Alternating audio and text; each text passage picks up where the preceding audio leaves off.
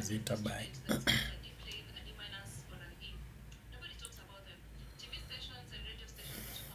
Mm, hello, can you hear me? Can you hear me?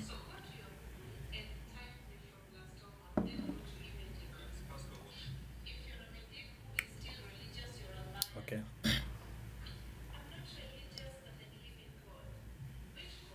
So we're still waiting for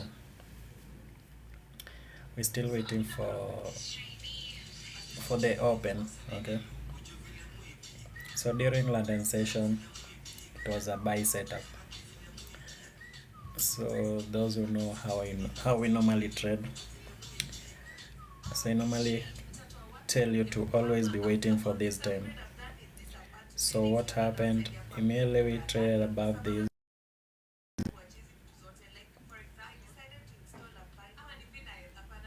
So 5 minutes.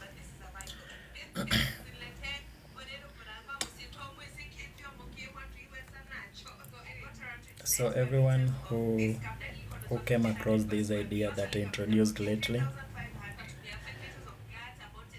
So yes, we tried into yesterday's first presented fair value gap, and most people wanted to go short. But then, if you're someone who listens to what I say, wait for this time, then see that expansion, fair value gap. It's not a must that you get in here.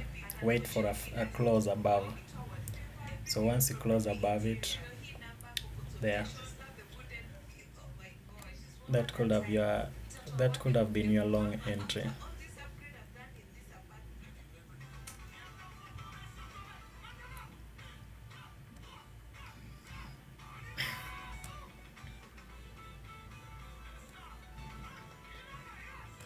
Yeah, so right now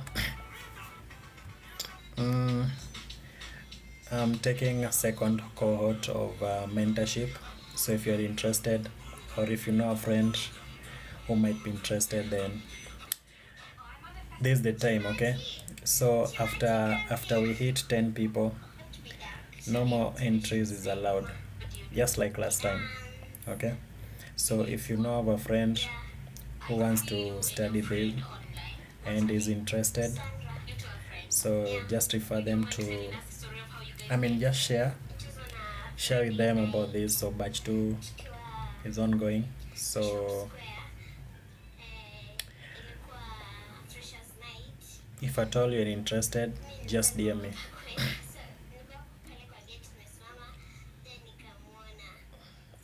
mm, we're opening in the next one minute.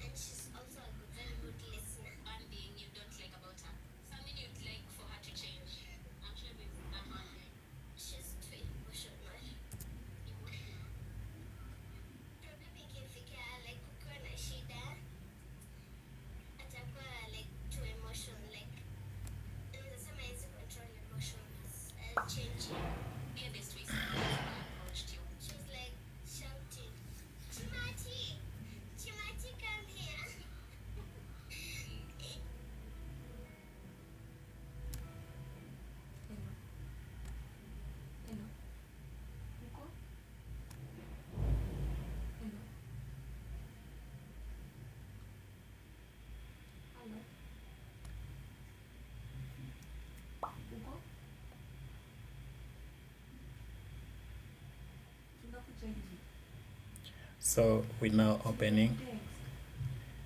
opening right now.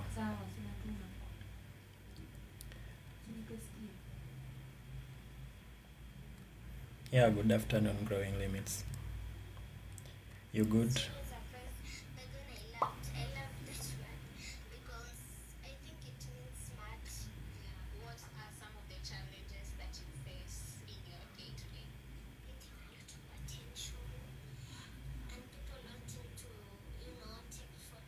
Okay, nice.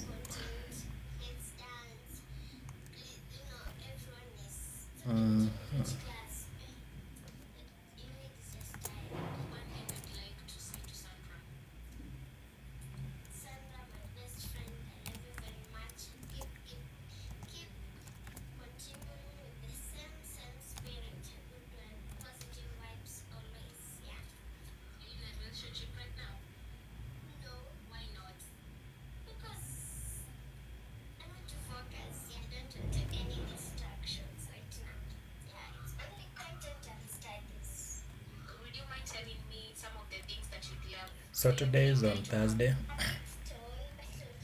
So we've been bearish we've been trading lower. And so as you know, Thursday is normally reversal, so we've just been trading higher.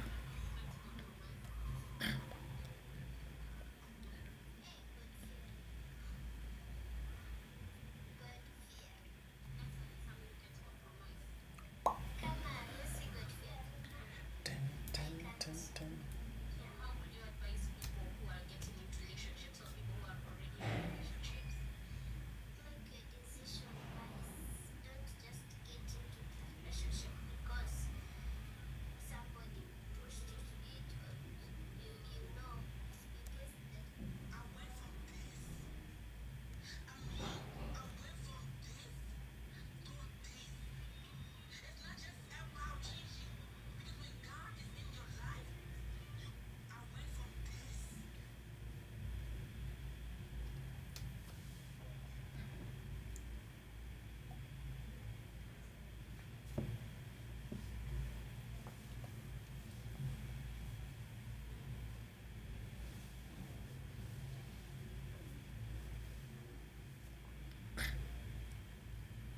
So guys, remember we are having previous week's high here.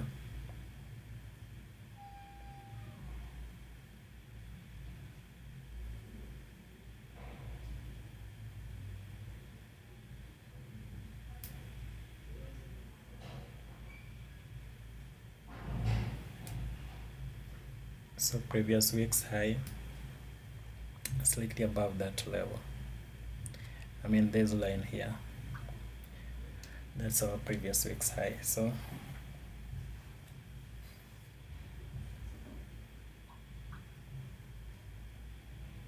I want to see. And also this level is simply that new week opening up. So this is our new week opening up. 10.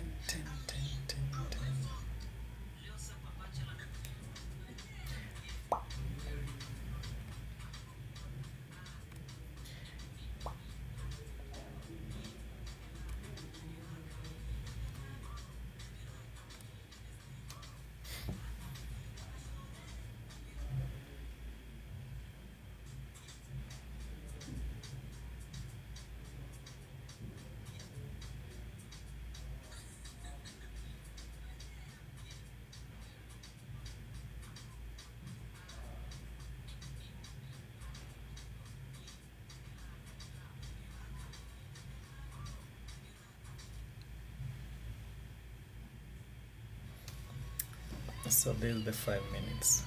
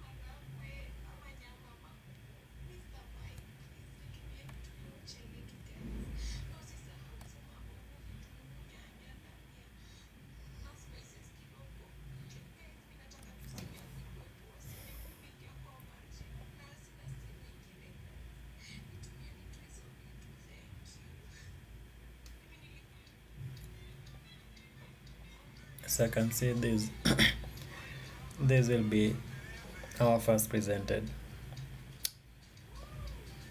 It's really small, ndogo sana. Let's see what S&P 500 has for us. Still nothing. Yes, 30. Still nothing.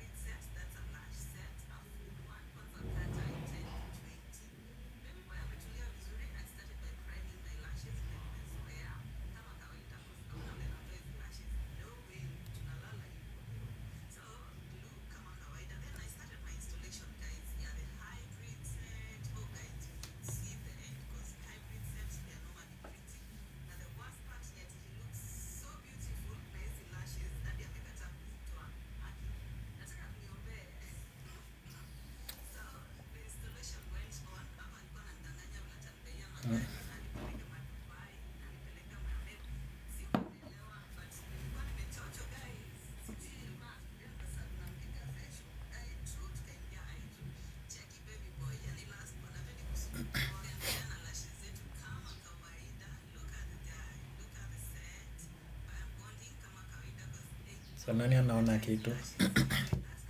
Nani anaona kitu leo?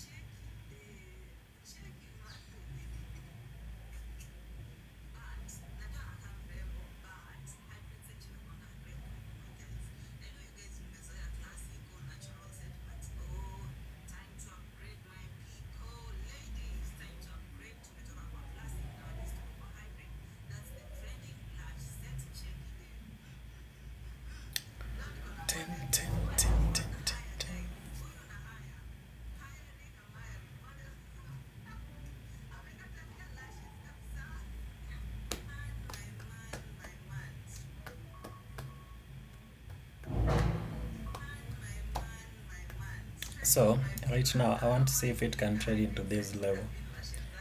So around this level, I'm having this low and also this. So if it can trade into this low, then I want to see if it can give us some price pattern that it wants to continue higher, or if at all we want to seek any lower liquidity, maybe the London sessions low, not really London sessions low, but then any short-term sell-side liquidity around the London session time.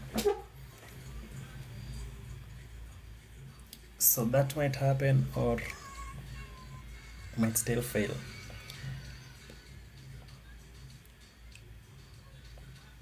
So right now, if you ask me where it wants to trade to, I don't know. Yeah, but then my narrative is simply, if it can trade into this, then I start looking for certain things.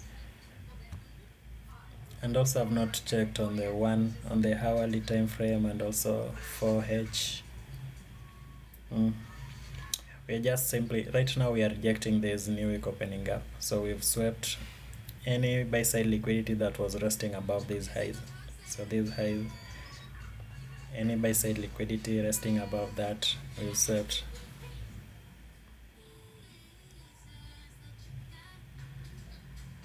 Yeah, that's mentorship, Lewis.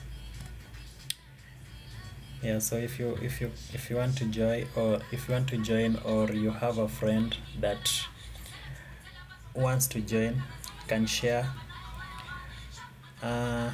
So these minor relatively equal highs, that lows that I've highlighted, is slightly below this 1H hourly fair value gap. So if we can trade into this hourly fair value gap, then I can start looking for some patterns to maybe go long.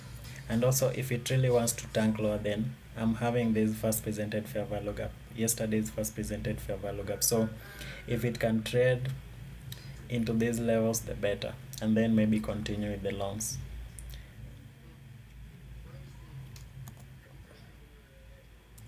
So let me see 4H. What are we having on the 4H? Again, 4H, we are around in the next 15 minutes. We are going to be having this 4H BC, so that we have that in mind. So let me just go back to the hour, 1 minute.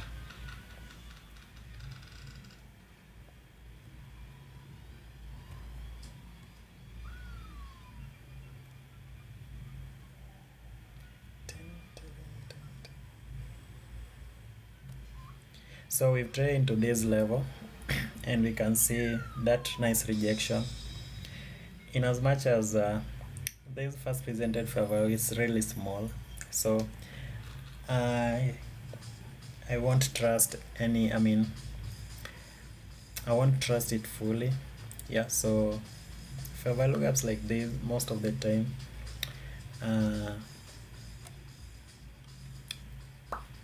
price will most of the time revisit it. Yeah, something like that.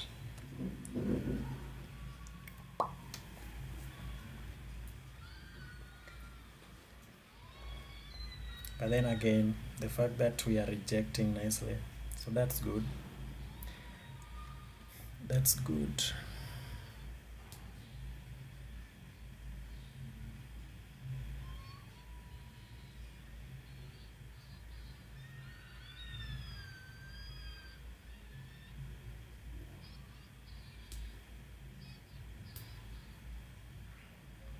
Yeah, so what I'm talking about is most of the time, first presented fair value gap like this, most of the time price will be revisiting it.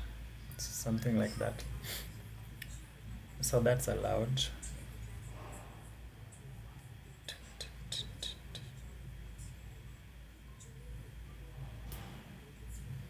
Okay, so that's good.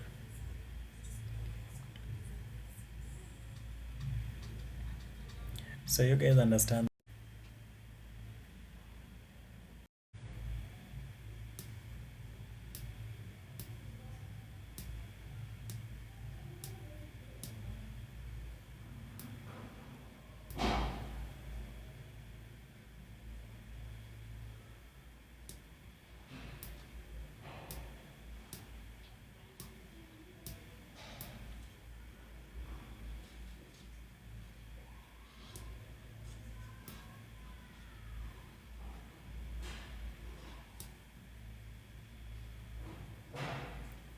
Yeah, so we are back.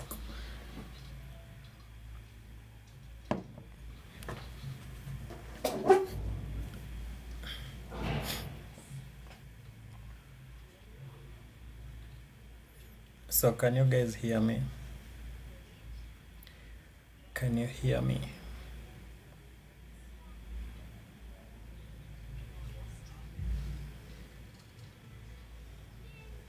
Sorry about that. Yeah, you okay, thank you. So sorry about, yeah, so internet problems. So right now we trade below this low. Yeah, so we trade below this low here, and it has given us a fair value gap here after stretching and taking out this high. So this high, we've taken it out. So this was a stop run. So why would it do this? So running above high, so it's inducing longs. Okay, then we break lower. So once we break lower, so any trader that wanted to go short here, we've taken them out. So again, any trader that wanted to go long here, again we've tagged them, giving us a fair value gap here. So we've simply traded into that, and we want to see if it can run into this low, into this level. If it can do that, the better.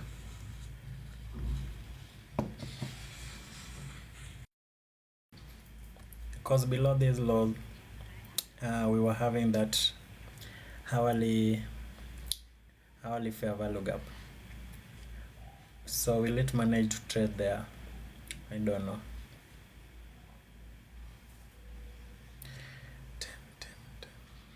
So I'm looking at this CB.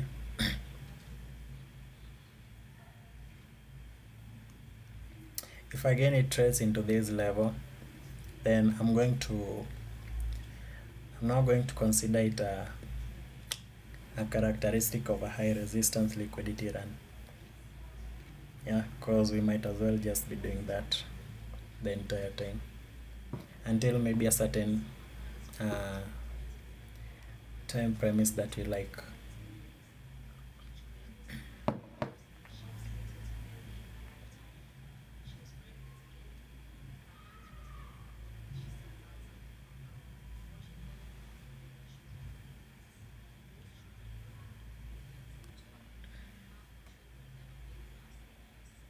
Okay.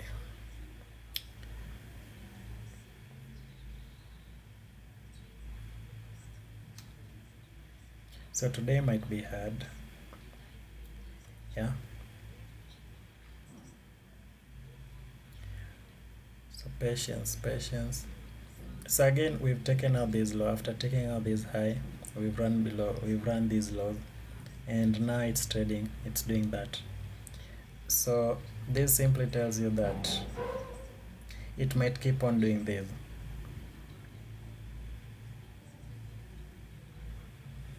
But then what you need to realize that is that price most of the time it will not offer you whatever you want for it to see it do.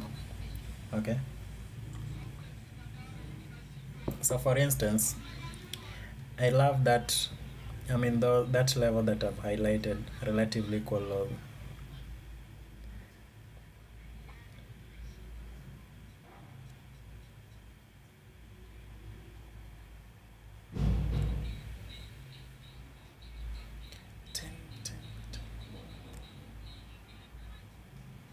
So this law that I want, this one here, it might fail to give it to me, but then still I'm still okay with it. If it starts spooling higher without me, I won't chase. But then regardless, so there's I mean one of the, I mean if you see a first presented fair value gap like this, then don't be really, I mean don't be so certain, yeah, with it. So most of the time it will do you dirty the way it's doing this. See what it's doing here, so itakufanya, itakutenda. So normally if I see something like this, I have to wait.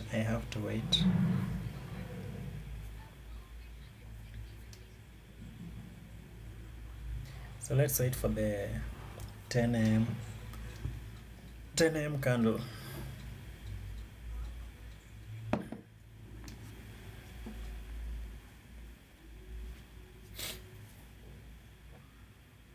Okay.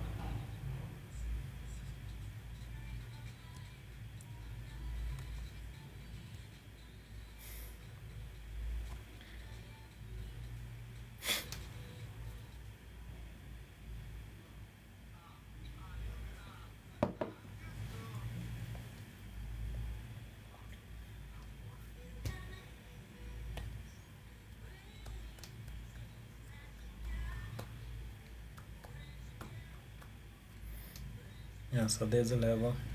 If it can tag this level, then that will be good, that will be nice.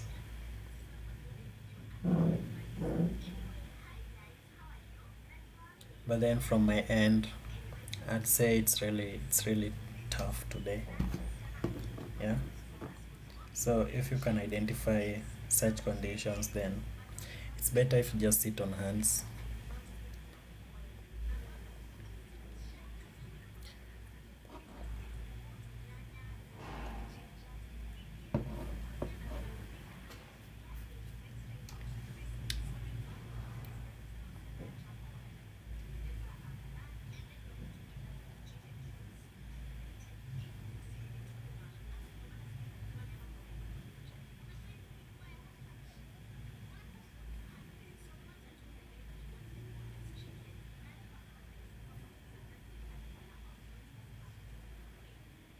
So right now, what's happening? Right now, everyone wants to buy, everyone wants to chase it long, but then we have to seek liquidity first. Yeah. After seeking liquidity, that's when you want to see it present to as maybe a buy setup or something like that, if at all you want to buy.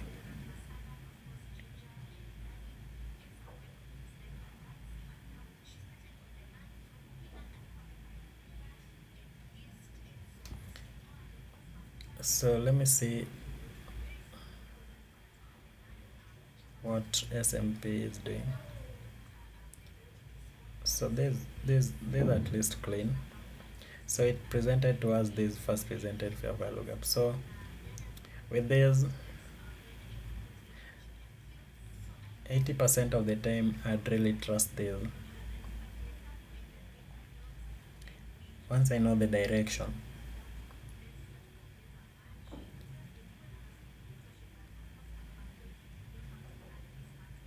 Tin, tin, tin, tin, tin, tin, tin.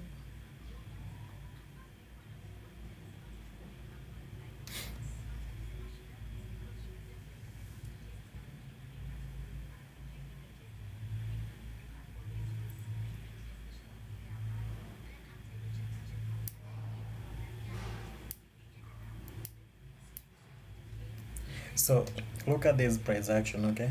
So what do you see? Do you see anything that you like that you can trade in? For me, I see nothing. Nada. I don't see anything I can work with here.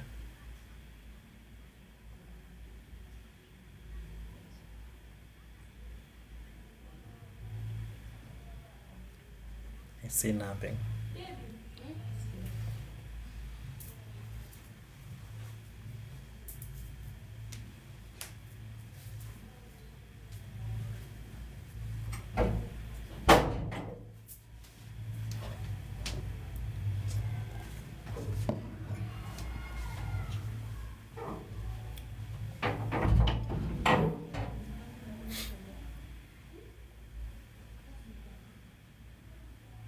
So guys, because we are waiting, yeah, cause right now because it has done this, they should just suggest to you that, yeah. So it's telling you don't touch me, okay? So if at all you can see that, but then there are those people who want to force it. So it's up to you if you want to force it, well and good. Yeah, but then whatever it's doing here, it's telling you don't touch me. Yeah. So to me, because I have this level, so I want to see it maybe trade into this low first, okay? I know everyone is bullish. Simbaya, everyone's to go long, but then for that to happen, we need to tap sell side liquidity first. So sell side liquidity, and then we get our setup.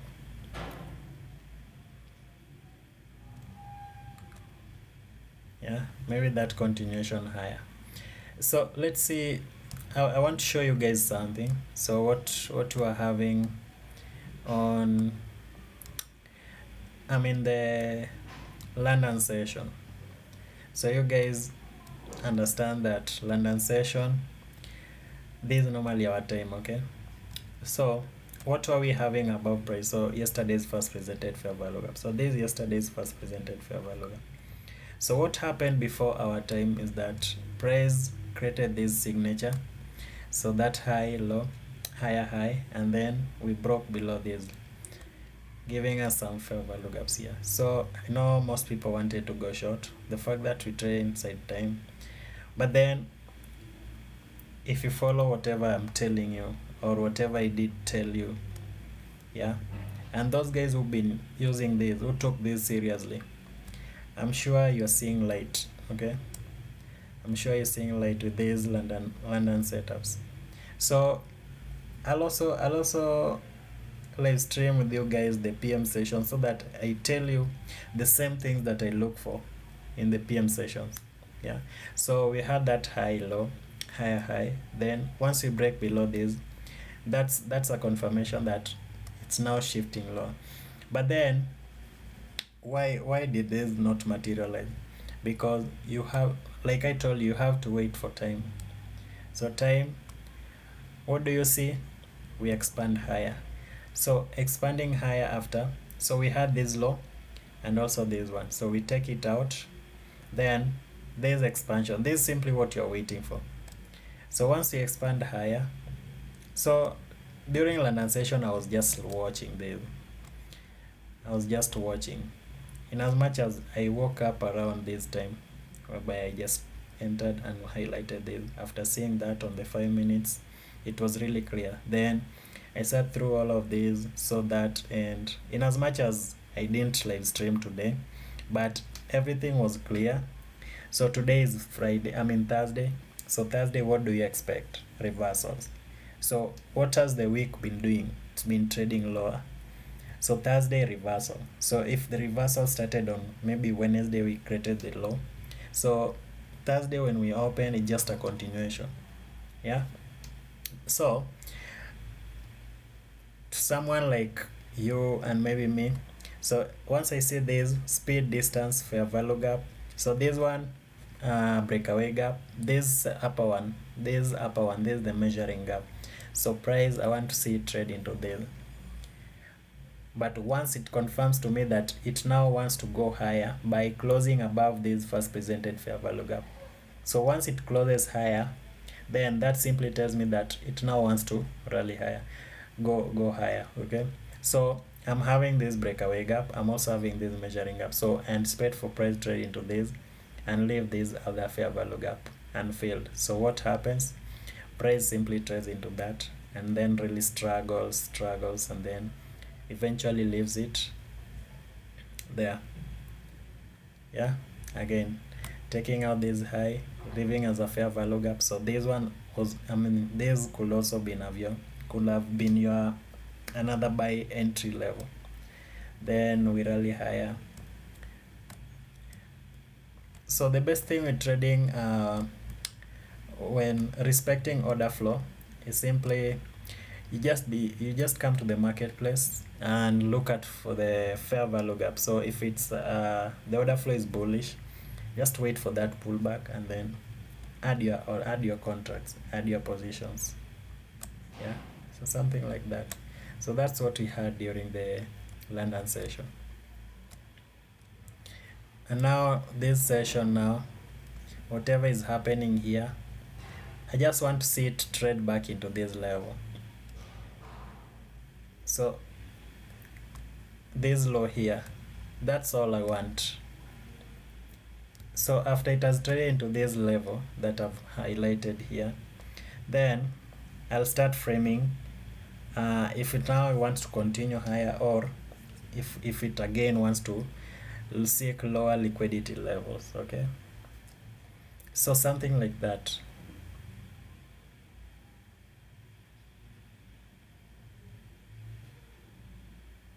But then did you see me execute? No. So I'm not executing. Why? Because it's telling me don't touch me.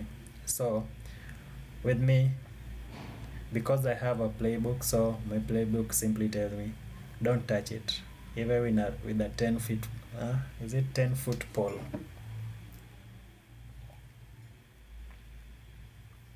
Yeah, so if at all it can do this, that's good.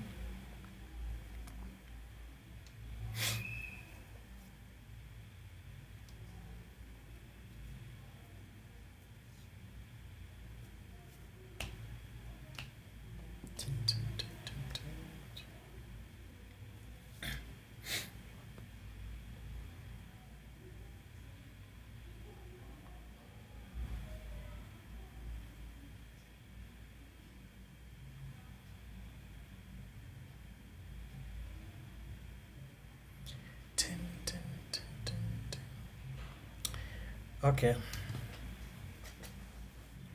it's stubborn, it's really stubborn.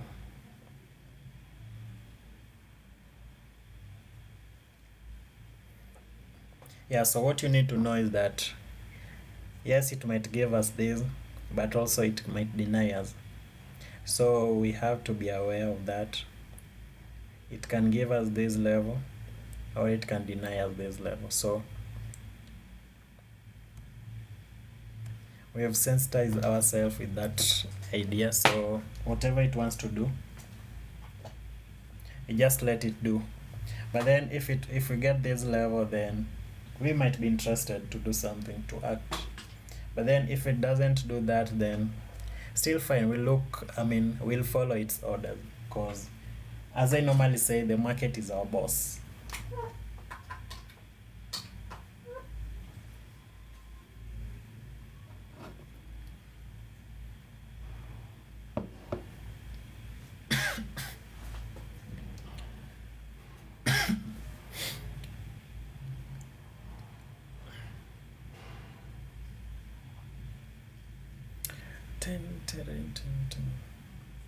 So trading is normally boring when it comes to being patient. Yeah, so it's normally boring when it comes to being patient. But then most people love trading because they want to come to the marketplace. Once it opens, they want to be active in this market. So once they see something, they want to chase it without even knowing what price is doing. But then for us, we have to understand it. We have to sit down with it, okay? Understand it, learn its emotions, learn its feelings. So we're talking to it right now. So we are simply begging it to tell us what it wants to do. But then it's telling us, leave me alone. Leave me alone.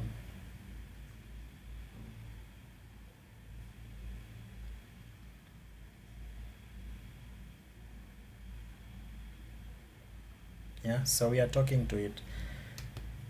Whatever we are doing, it's like seducing it. Yeah, so when you're going to seduce a girl and she tells you, I have a boyfriend, leave me alone. Something like this. So it's telling us, I have a boyfriend, leave me alone.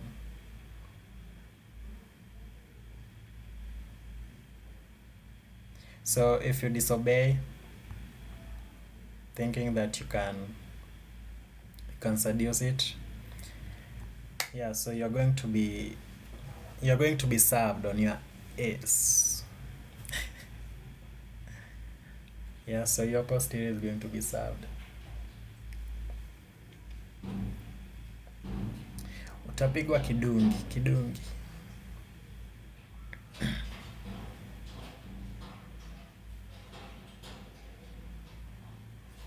Mm.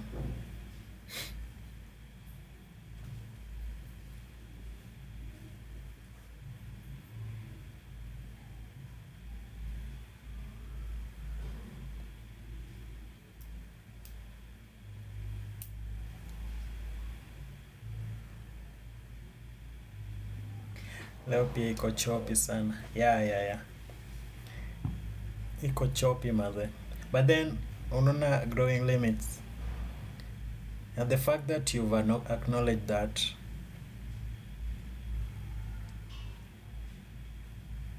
that's all you need to know. Borake like unajua kama iko choppy hivi achana nayo, just let it rest. I mean, let it do its own thing. If you want to find something, maybe come during the PM session or wait for time. So which time we are going to wait for 10:50 or 10:30. So if this choppiness continues till 10:30, then that simply tells you that wait for the PM session. So PM session is going to be fair.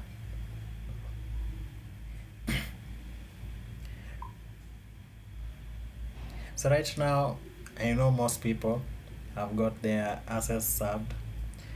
So they're being done dirty. But then not you and I. Yeah. Because with us, we are talking to it. So it's telling us. So we are communicating with price. It's telling us don't do it. And so we are obedient, we are listening. So the market is our boss, like I normally say. So if it tells you to sit still, sit still. If it's telling you to act, act. But then if you want to disobey it, then that's where the problems begin.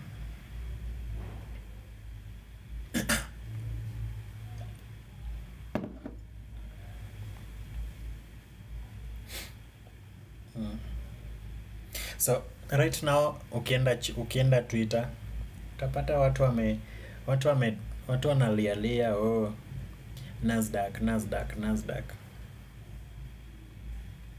While in real sense, this is not a market you should be doing anything in.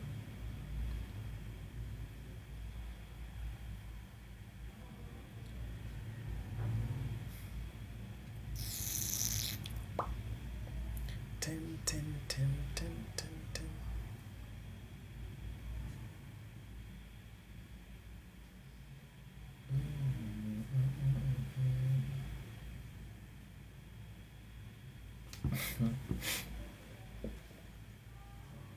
Not good.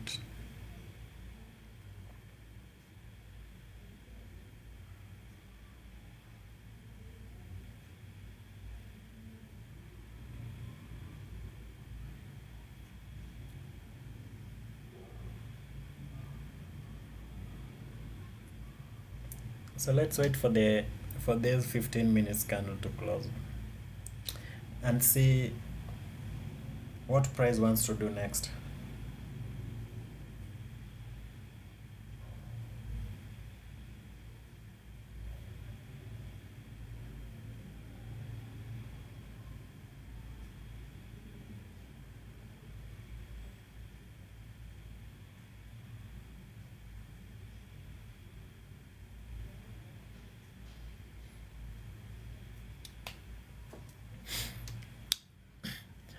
Okay, any suggestion? Yeah, I mean, which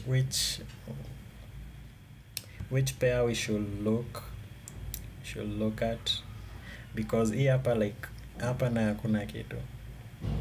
Maybe until after 10:30 tuanze kuona movement. So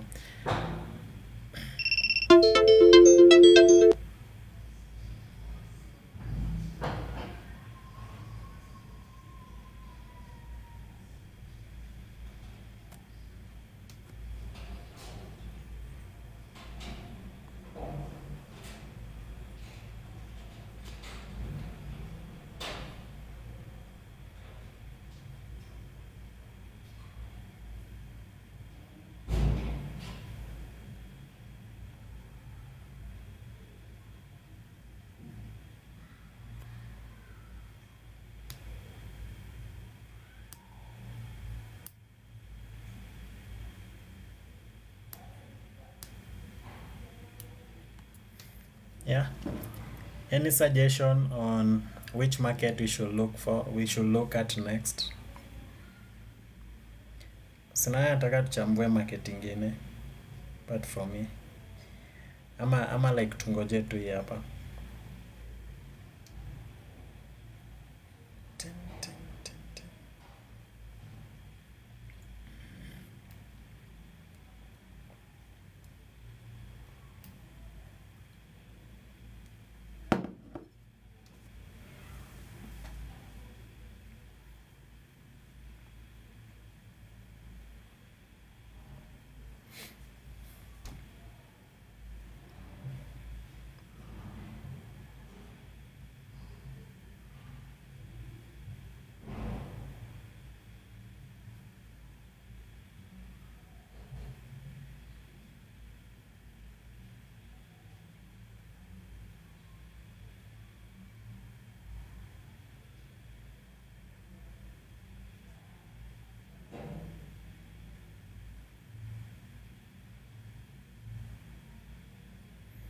Okay, let's wait.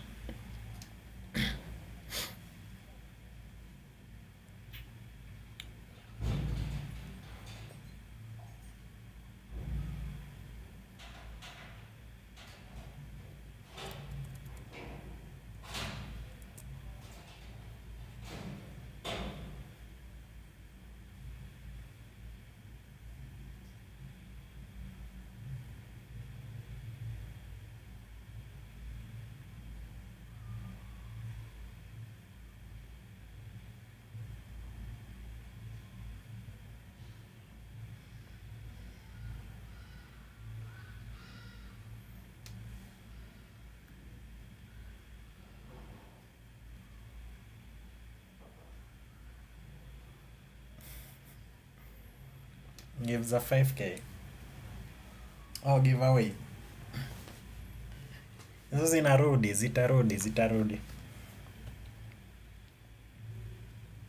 Hizo zitarudi. Soon.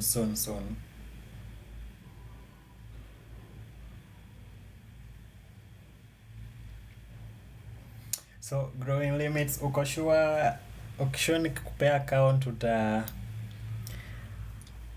utaweza pass phase 1 hata?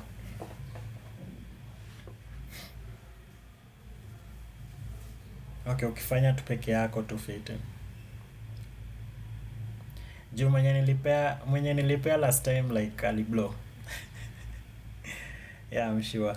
Mwenye nilipea like aliblow. Sijui aliblow na 2 days ama the same day, sijui.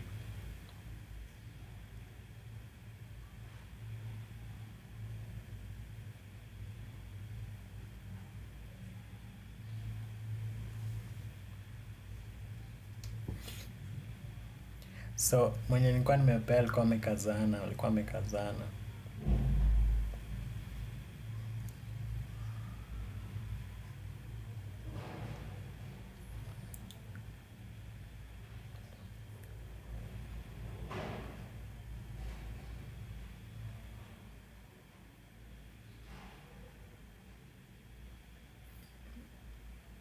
Okay, for how long?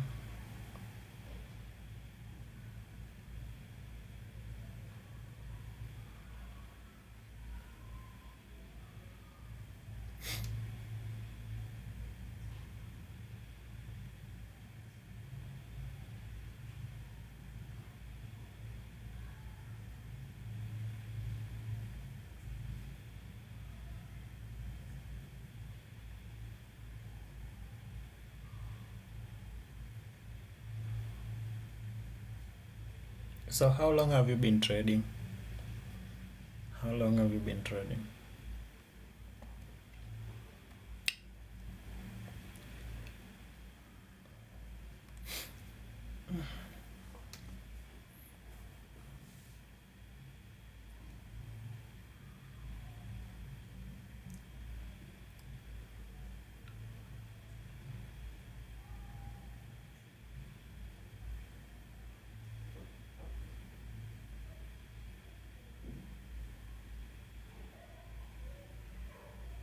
More than a year. Okay.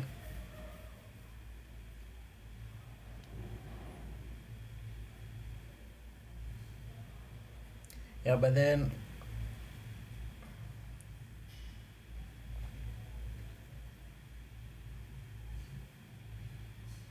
your confidence ni muhimu, you know. Confidence ni muhimu. And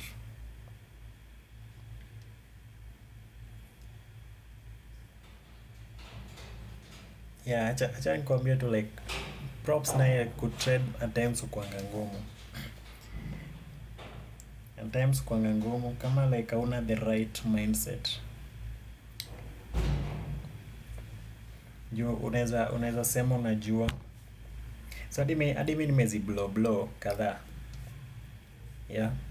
Unaweza jiamini lakini at times inakupiga chenga. So lazima kuwe ready for that. So lazima kuwe na hiyo mentality like I can lose it, I can also get it. So that probabilistic mindset. So anything can happen. So ni 50-50. So right now tunaona hiyo expansion.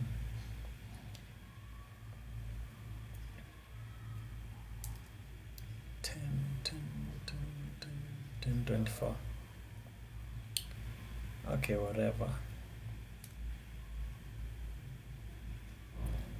Accumulation, manipulation, distribution.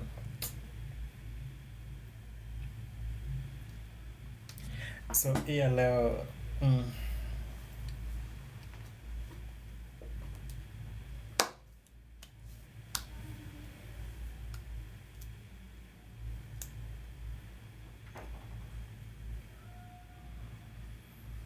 blow like 4, but the last 2 passed first one. Okay, so that's good.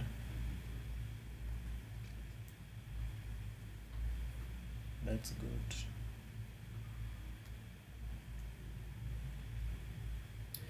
Ni mbaya, yeah. Kiru ni mbaya. Okay, right now any expansion, so imekuwa ikifanya hizi any expansion like tulia, ngojea tena another expansion ndo sasa worked. So like hapa patience level yako unaidouble. So ndo maana conditions kama hizi like if you're a newbie you can't survive, you cannot.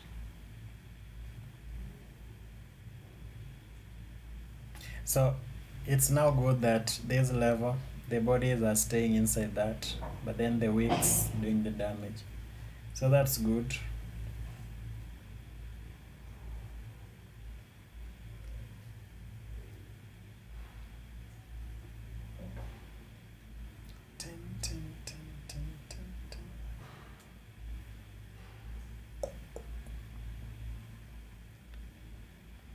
So in such a PA, any expansion or any manipulation, double that, wait for another one. Just don't act on the first one, wait for the second one. That is if you want to trade. But then if you want nothing to do with these markets, it's better if you just close the close your screen, go do some other things.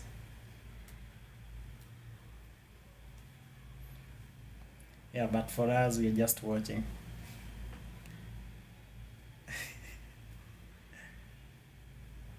Saa nikiroll out giveaways like nitakukumbuka.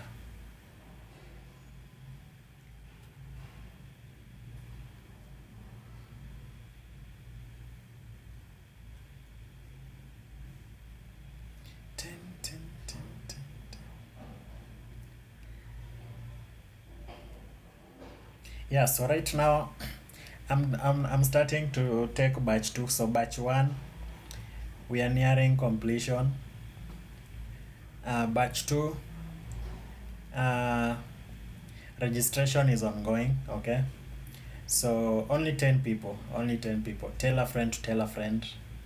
Yeah, tell a friend to tell a friend. So only 10 people. Once we hit the 10 people number,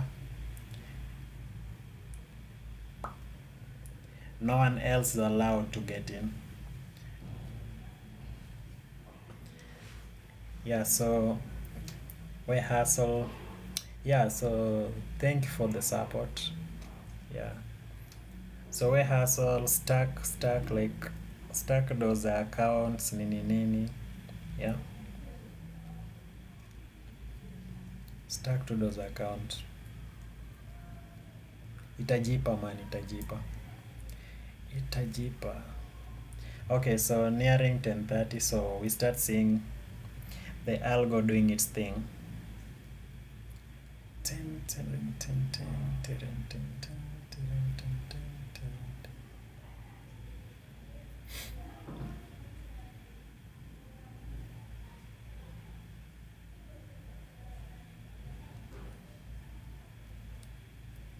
So any expansion,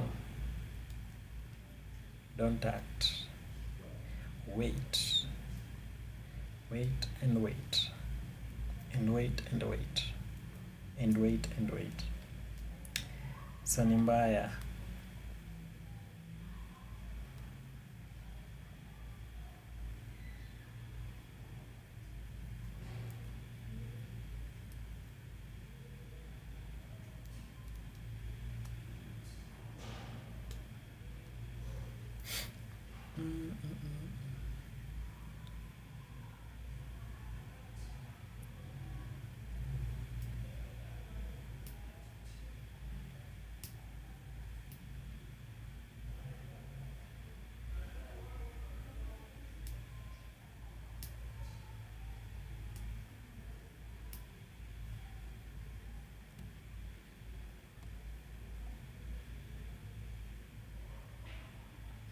trade to prop firm.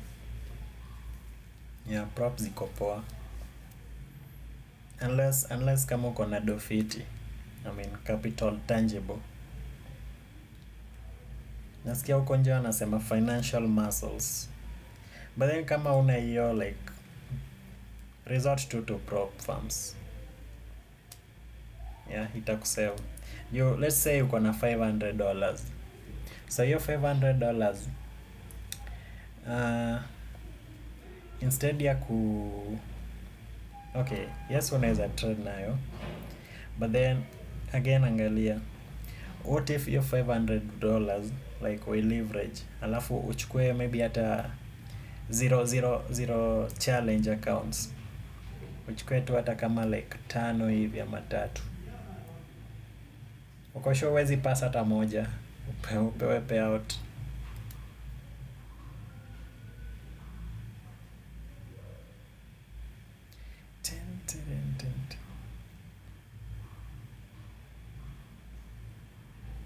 Yeah, yesterday we did take the sales. Yeah, we sold. We took shots yesterday. So how about you? Did you catch anything?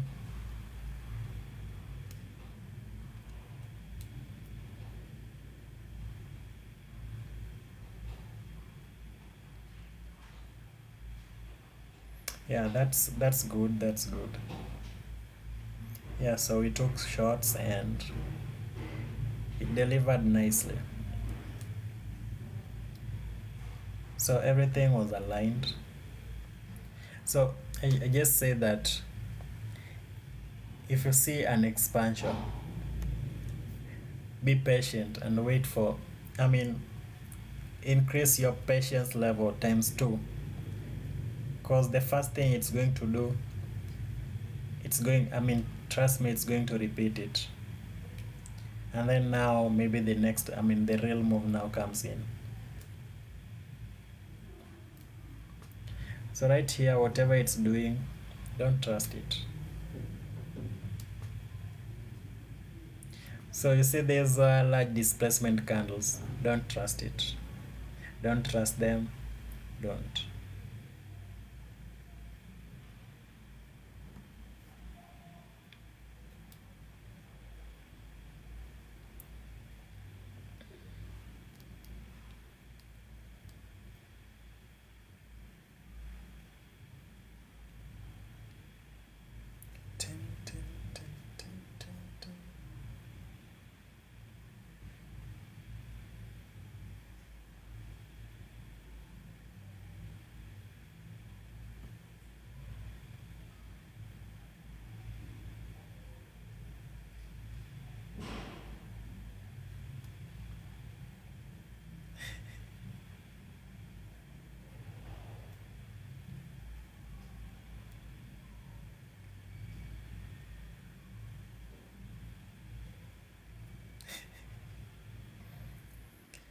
Zero challenge ni mbaya.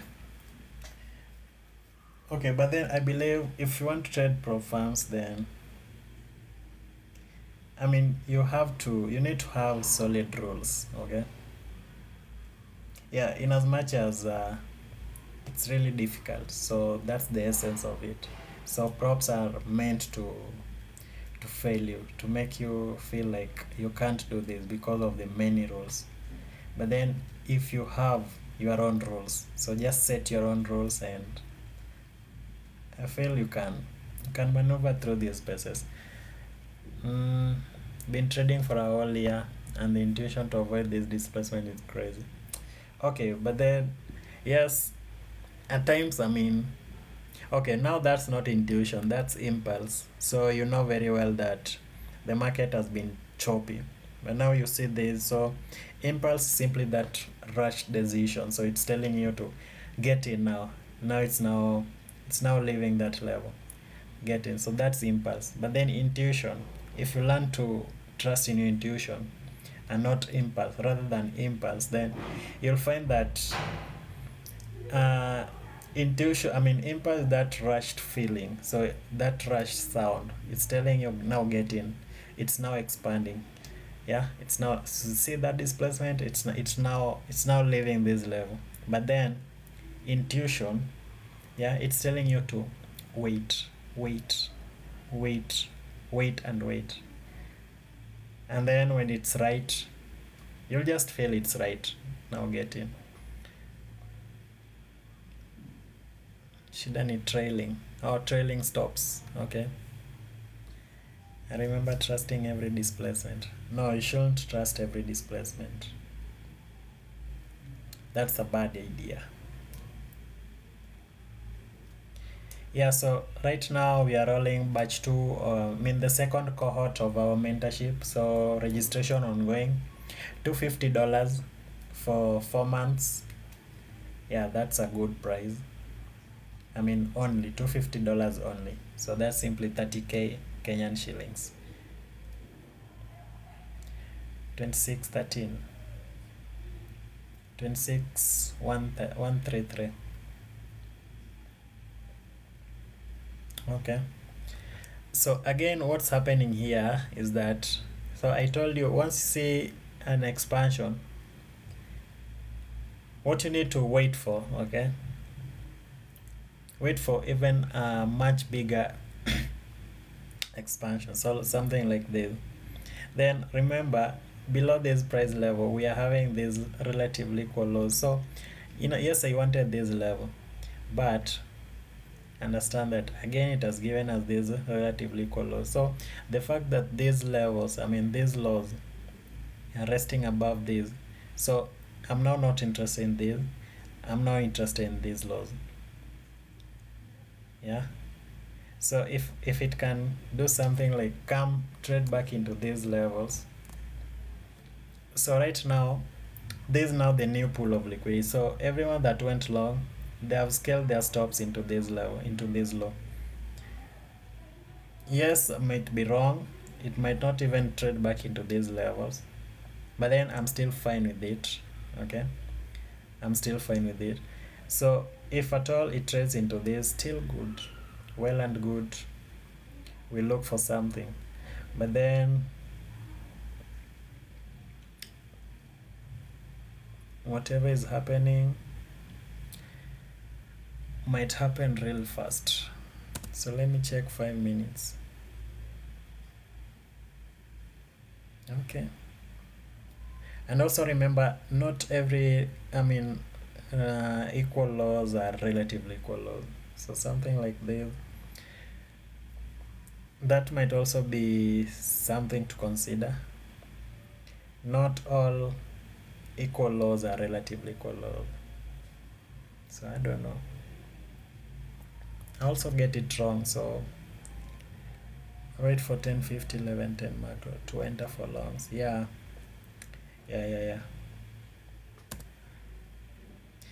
Now that's the worst.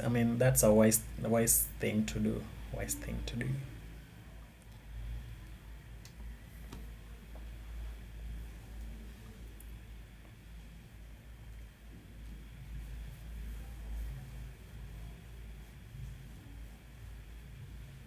Now that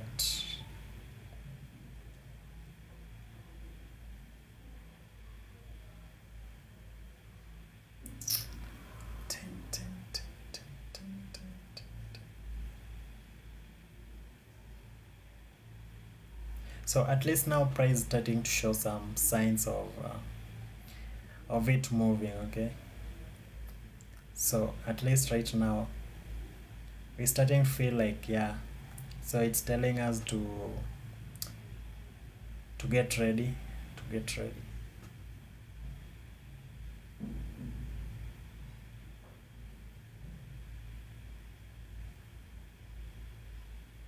yeah, that's our idea actually. So initially we wanted to see these lows taken out, but then right now, because it has given us these levels, so I believe now this was simply just time distortion. So it was waiting for time. So time. And again, you never know. It might as well just leave from this, from here, just rally, or trade lower, and then maybe again take out this low. So anything can happen in these markets. You don't know, you never know. Yeah, anything can happen. You don't know, you never know.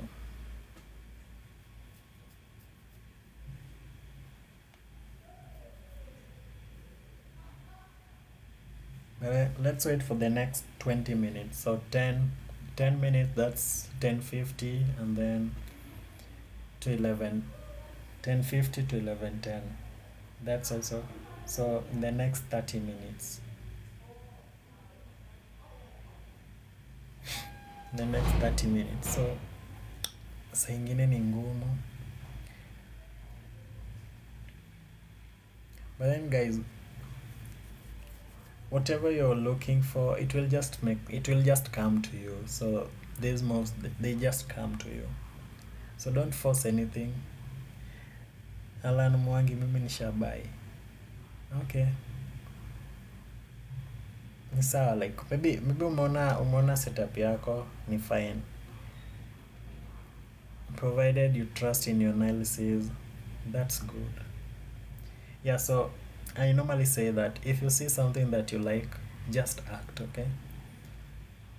So everyone went through different, learning phases, okay? So someone like me, I've learned this the hard way. So I've learned this the hard way. Between trusting my intuition and being impulsive. So most of the time I get it wrong. So most of the time I'm told, so I have these two minds, okay? One is telling me get in, the other one is telling me wait. Yeah. So at times the one that was telling me to get in, you find that that was my intuitive thought now. But then the one that was telling me to wait, that was my other mind. And also there's time that the other mind, the voice in my head is telling me don't do anything. And also the other one is telling me now react. You find that the one that's telling you to react, that was your impulsive thought. So that was not the right one. So the one that was telling you to wait, now that's your intuition. That's your intuitive mind. So you need to trust it. What should we expect during macro? And we have been consolidating since New York Open. During macro. So macro simply, what normally happens that, and during that time, price normally runs to any liquidity that has been formed, that has been left in price above or below price, okay? So once that has happened, so it's trading there to trigger those orders into market orders. So let's say something like this. So we have this low and also we have this high. So during that macro, if it trades and takes out these highs and maybe give us some signs that it wants to continue higher, then that macro has simply given you a setup for continuation buys. But then if we trade and take out these lows, so there's simply sell side liquidity, then it's telling you that it's trading, take out, sell, pending sell side liquidity, and then reverse, okay? So you have to be wary of two situations occurring. So we have continuation and reversal taken out. Yeah, so you'll just journal that, and don't beat yourself, just journal, and then the next time you'll get it. So I did say this was the first expansion, then I said wait for a bigger one, wait for a deeper one. So that happened.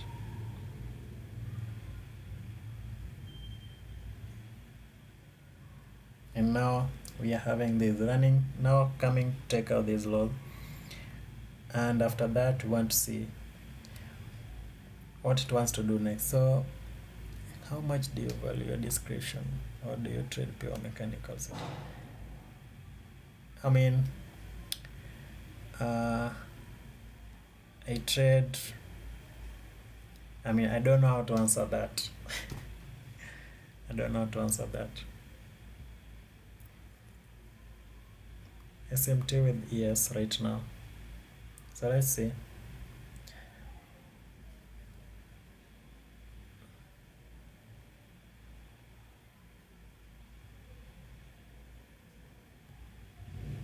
So yes, we were having this. First presented fair value gap. We trade into it and then Ren took out these buy stops resting above this high. So someone who saw that, considering time, 10:30, nice. And now we're having this high low, lower high. So where's the SMT? Oh, this low and this one. Or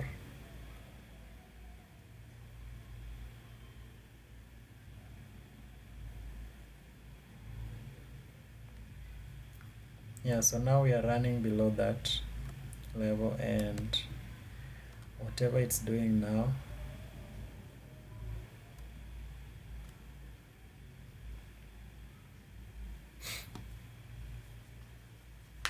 yeah, so that's now good. So we are taking out any sell side liquidity.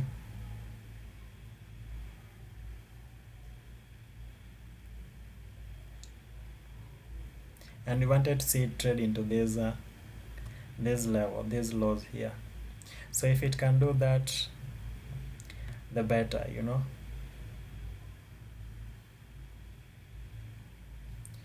So if it can trade into this level, and then during that time, the better.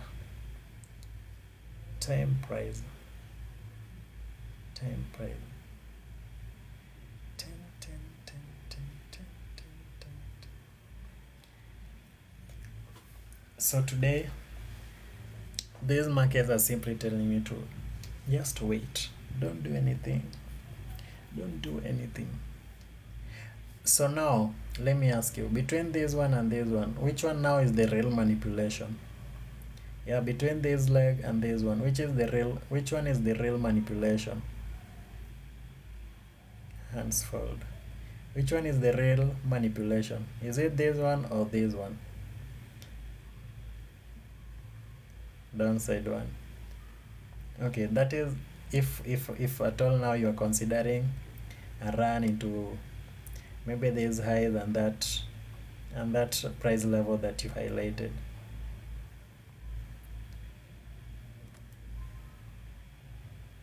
The sell side one. Okay.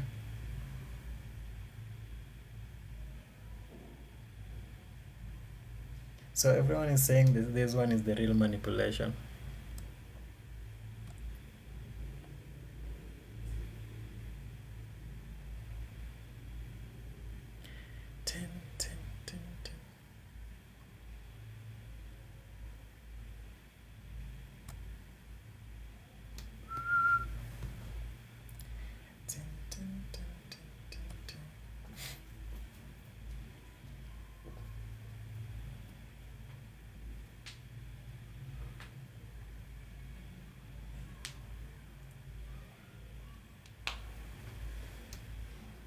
So let's say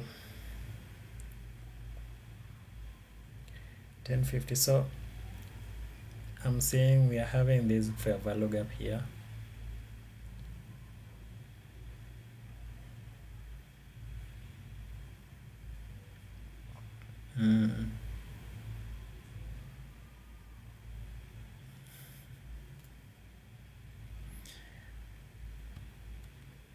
Okay.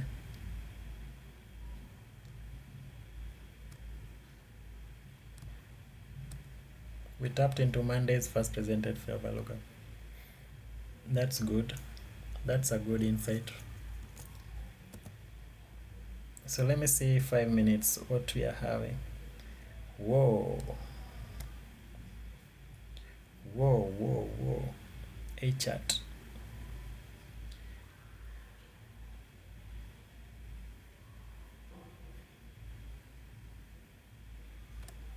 It's like now we're coming into this low.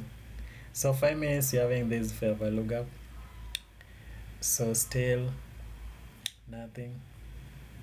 We're having this low. We've not tapped it yet.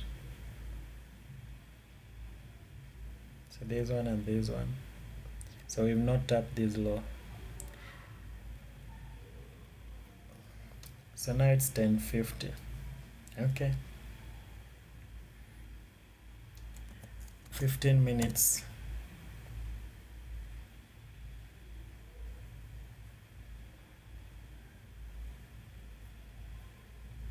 So let me tell you something.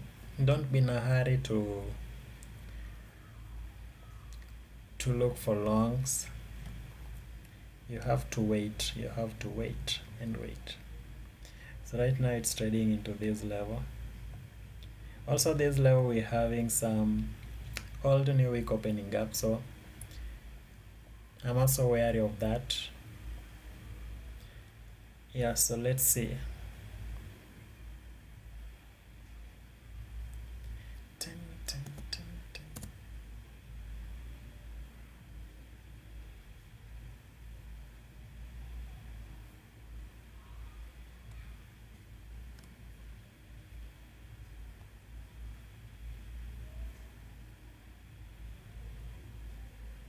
Yeah, so finally this.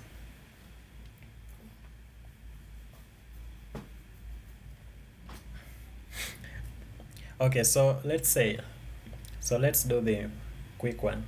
So initially I was targeting this low, and I wanted to see price get delivered into this level. So if at all I wanted to trade, so I would have simply waited for time and then wait for that, then inside this level maybe get something and drive it lower. So now you see the essence of waiting.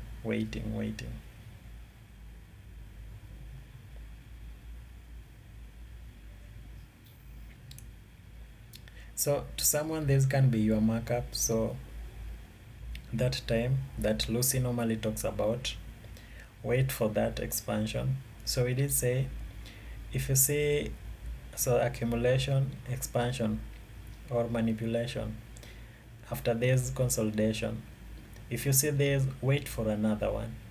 So did you guys hear me say that? Wait for another one. What was that? And then relatively equal lows tagged. Now there's minor, and there's one that I've labeled minor lows. We want to see if it can tag it. And then now, because we are looking at considering now day of the week theory, which is something really important that you guys need to know. See what price has been doing. So this one just a small thing, okay? So everyone wants to chase it lower. That's good. But then for us, we understand that it's coming lower. Take out this relatively equal lows, and maybe this low here that we have now tapped. Maybe it will not trade into this other one, but then this one. So that's good. Then now we wait for more information.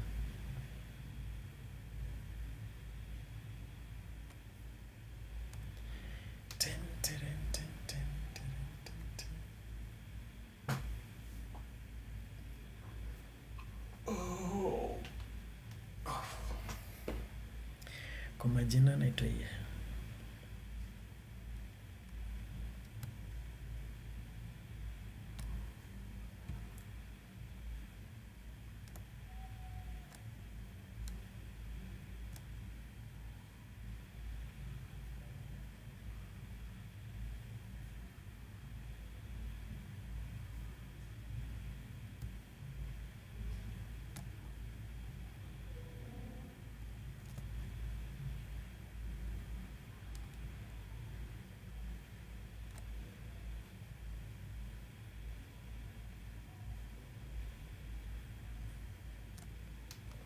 So right now let's see what it's doing. And let's take a look at ES. So also doing the same thing.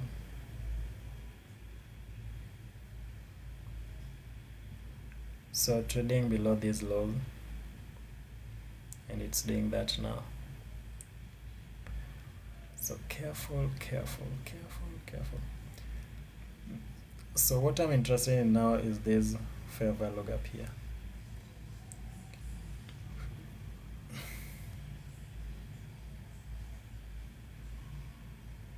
CB, sell side imbalance by side inefficiency. So this CB, you want to see if it can hold price going lower. But then if we trade above it, then game over.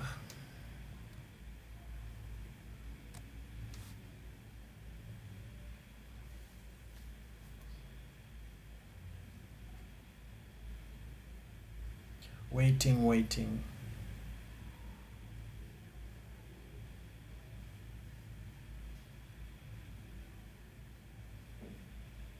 Why do you consider that fair value gap? Because as we are taking out these lows, it's the first fair value gap that we can see.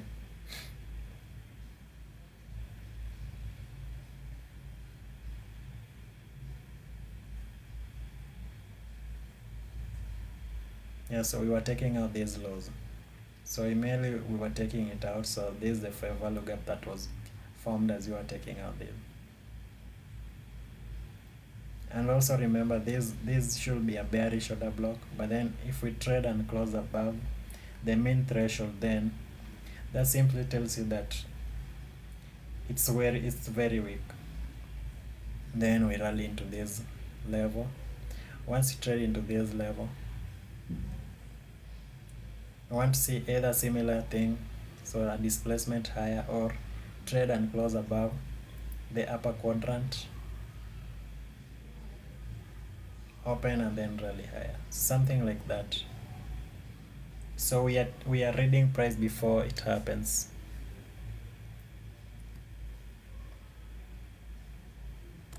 Ouch. Yeah, so something like that, guys.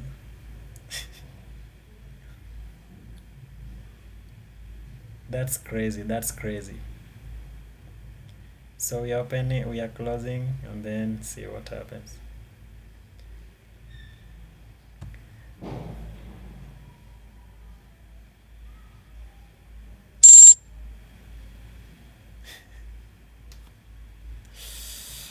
Damn, crazy. So don't copy what I'm doing. For me, even if I lose, I'm contented with doing that. So if you copy me, and so this is not a financial advice. Okay, this is not a financial advice.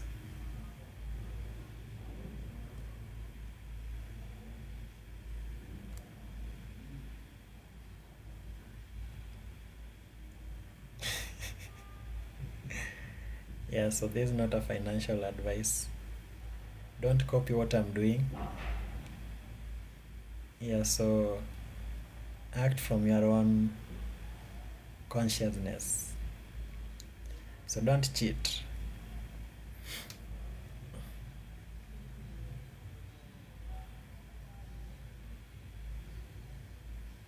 So this was the manipulation leg. So and frame something here.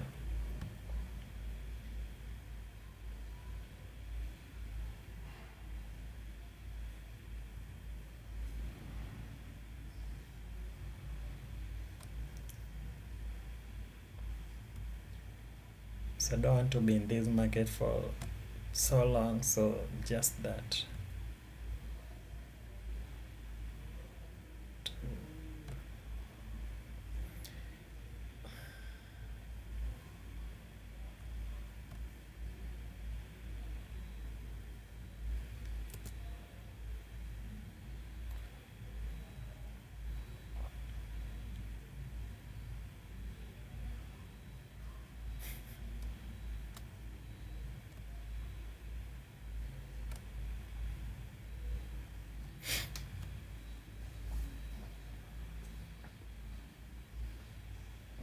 So remember, if I'm taken out, I'm still fine with it.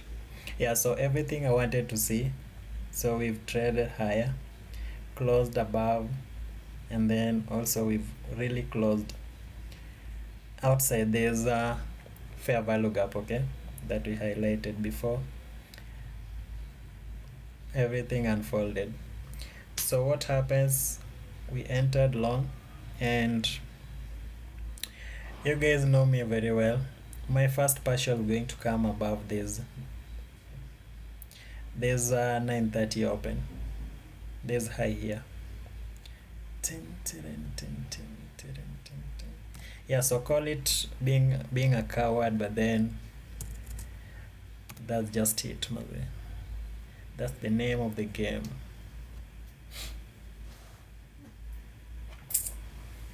Partials comes first.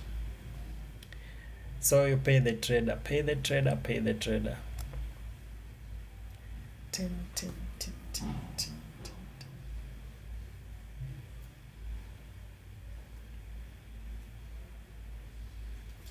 Yeah, so the fact that we've traded into this upper fair value gap. So if at all I was bearish, I wouldn't want to see it trade into this. But then the fact that we've traded into that, so that simply tells me that I'm onside. So any pullback into this level, I want to trade that, this now to become an IAVG. Any pullback, I want to see it hold price and continue higher. So that's what I'm watching. I'm not saying that's what's going to happen, but then that's what I'm watching.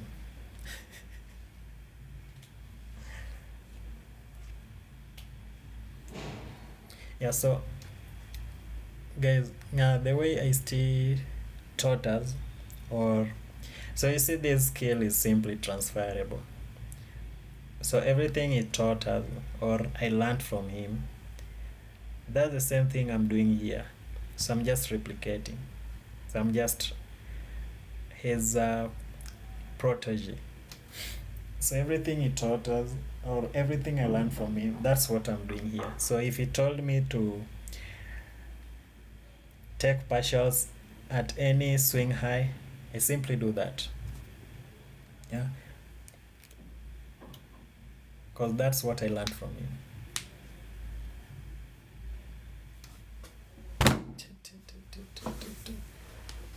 Easy stuff.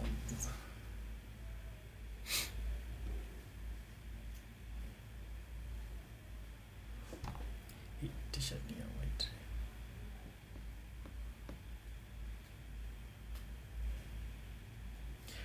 So also remember, there's a new week opening up, so we might find some resistance inside this level.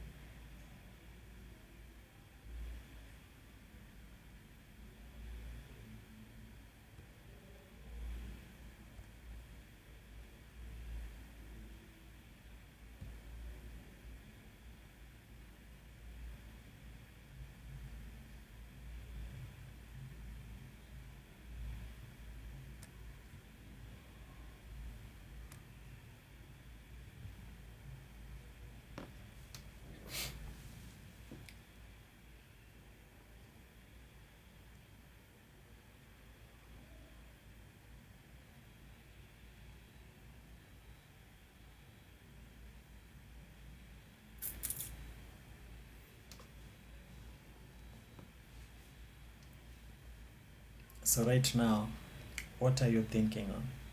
What's going on in your mind? Do you think you are offside? So are you telling yourself you're offside, or are you telling yourself you're onside? Yeah, so what's going on in your mind right now? I know most of you are in this trade. So if you are someone who is starting and still working on building psychology, so you need to be journaling, writing down what's going on in your mind. Yeah. So are you telling yourself to close the trade? Are you telling yourself to hold it? Are you telling yourself to scale to risk? Scale to break even? Yeah. So, are you telling us, is that thought of you not putting stop loss present? So is it, that voice in your head, is it telling you to remove your stop loss and just let it run? Yeah. So if you're someone who is starting and developing their psychology, their discipline journey, so you need to be rating all of that and ask yourself, if at all it reverses back to entry, are you going to be okay with that? Are you going to be okay with that?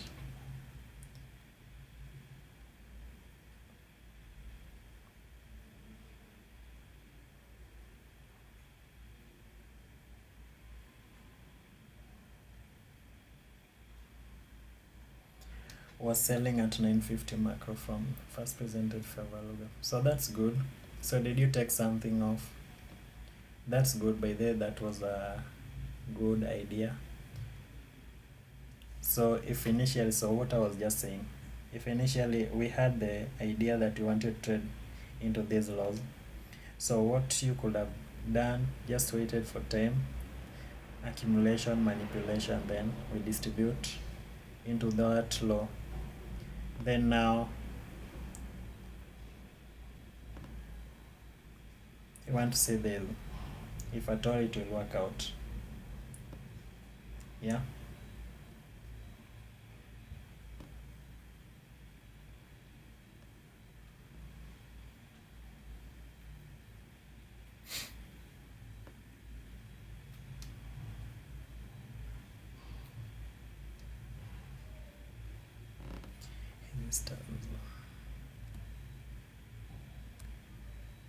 So I did say there's a new week opening up, so anticipate some resistance.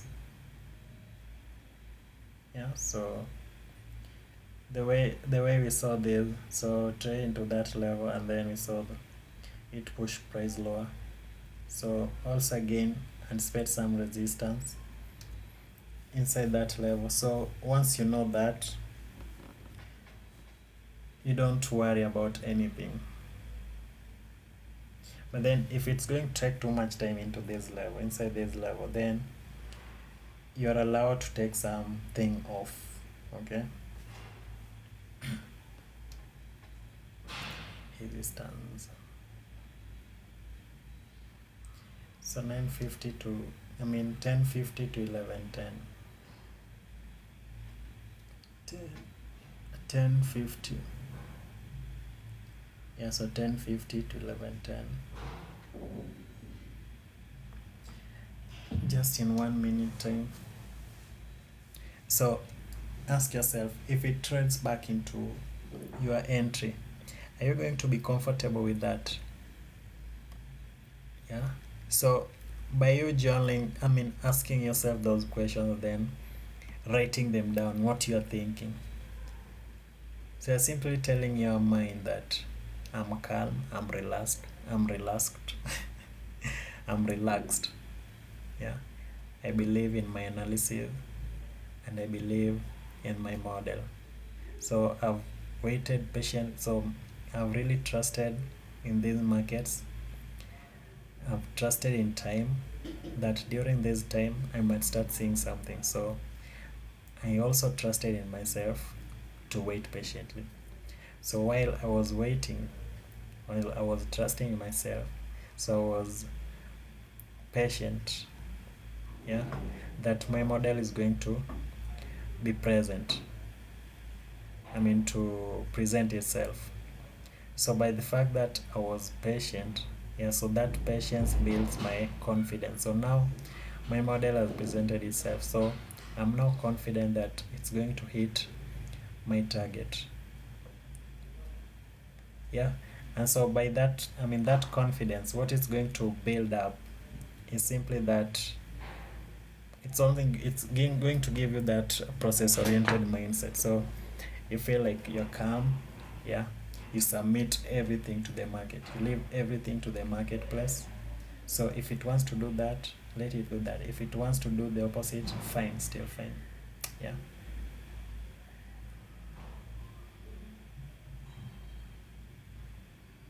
So I did say if it spends too much time here.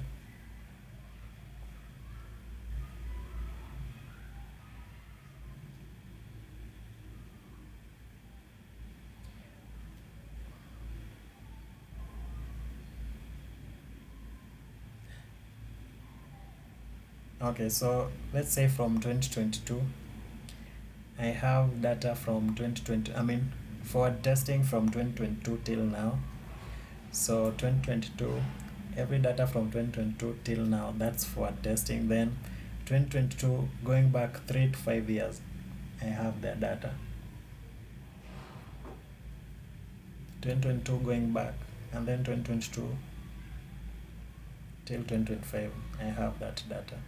So it's just stacked in my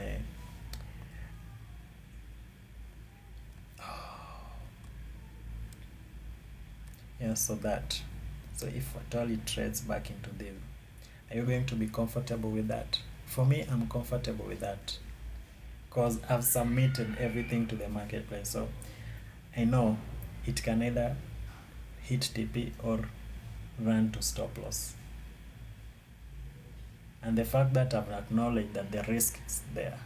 So the risk equal, the risk is there. So let's say 5 minutes. Yeah, so 5 minutes we're having this fair value gap and also this one.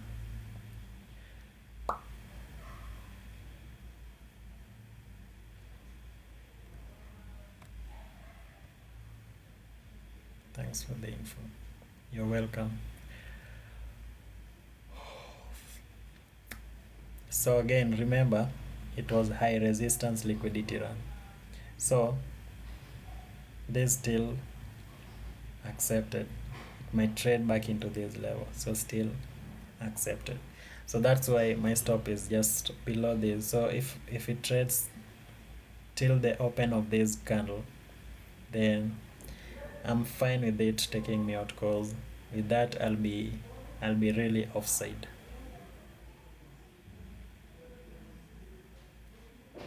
But then I want this previous week's high and slightly above it. So if it can hit that, if it can give me that,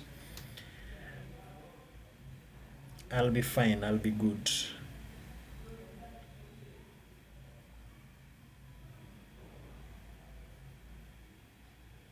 But then, Alan, what you need to know is that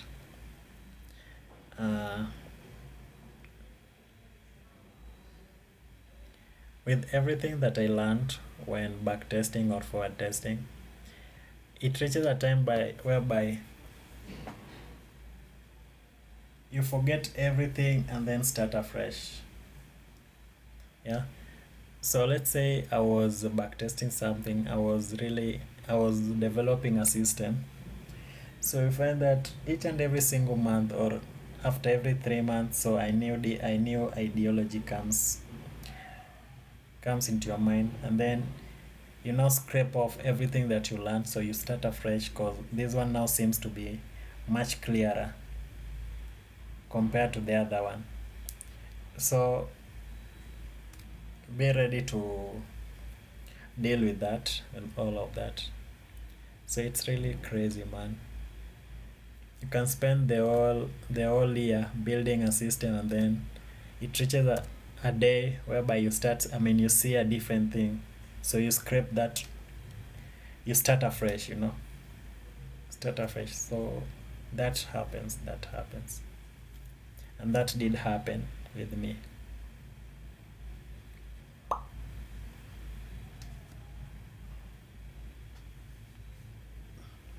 So it's 7:14.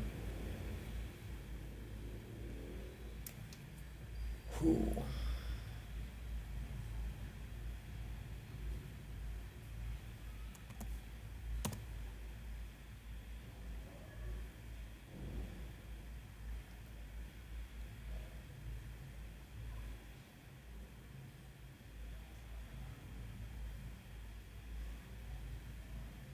So once I take my partial, My stop now comes to break even.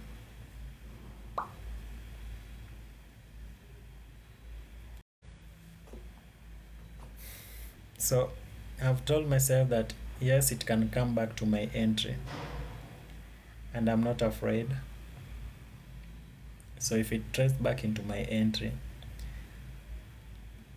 I accept everything that it's doing. Yeah. So still the same thing. Just leave the full control to the marketplace, to the markets. If it takes you out, well and good. Tomorrow you'll come back stronger. Or maybe the next trading session, the PM session.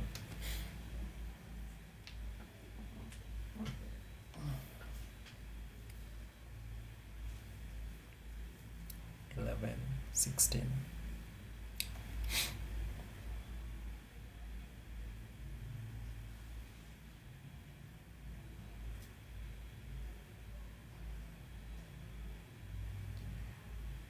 Hiyo wiki imeenda, like tomorrow is Friday. Damn. So today we were having unemployment claims, but then it didn't have much of an impact.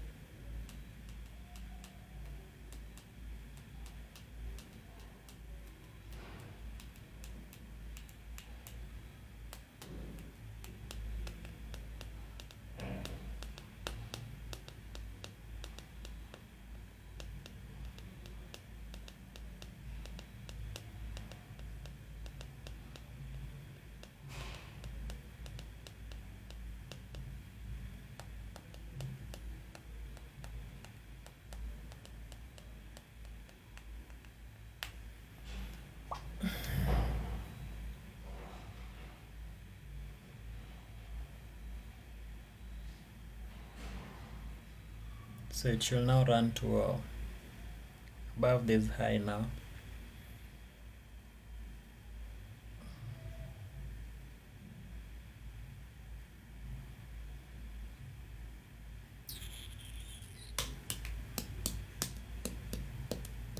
Time.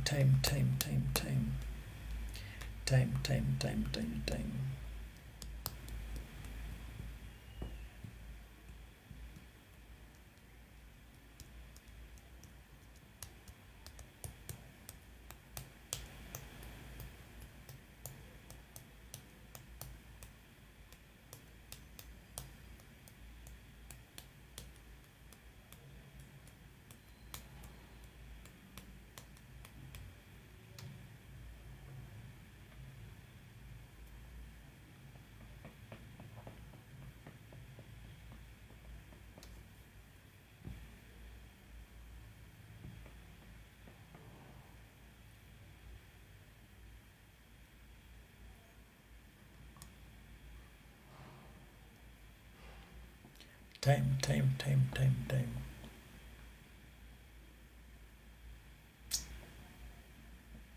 So right now I'm just considering time.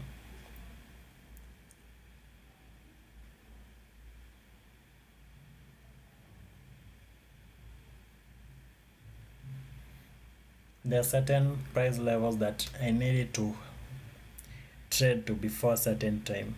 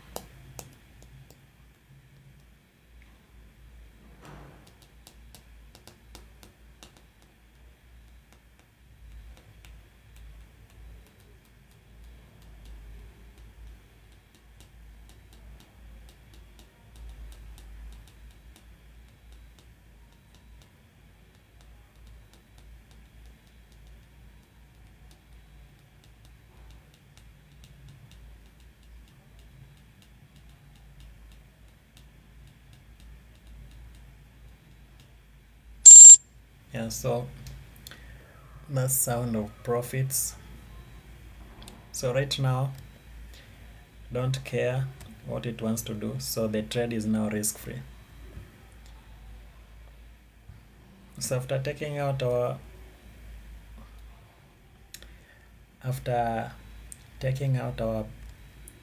closing on that position, so half of the positions booked, okay. So what happens next is if it reaches this level, I'm also going this high here, I'm also going to take out some. So you pay the trader.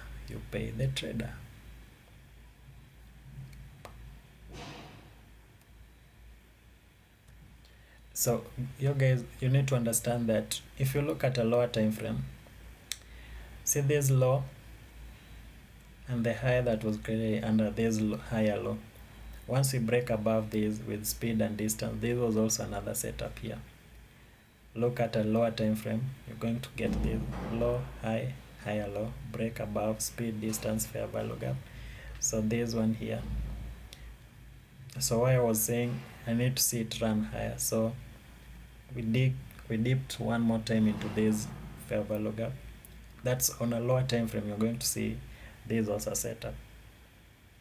Once it and then target this buy side. So once that has happened, the rest we don't care. So what it wants to do next, we don't care. All we know is that this level needs now to hold price and push it higher into this into this buy side liquidity level. Yeah, so I don't know if we are going to be, I don't know if I should just let it run or I should stay in the charts. But then today's we post this signature, so I won't be surprised if it trade back low. But then the fact that there's something like this took place here, so I want to see this level hold.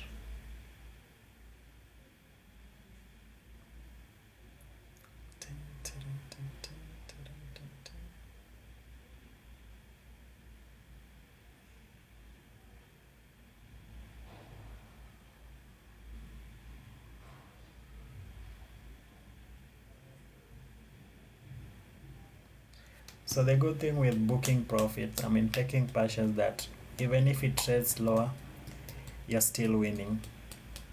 Even if it trades back into your entry, into your stop loss, scaled stop loss, you still win. And maybe come back during the what session? PM session. Look for some continuation.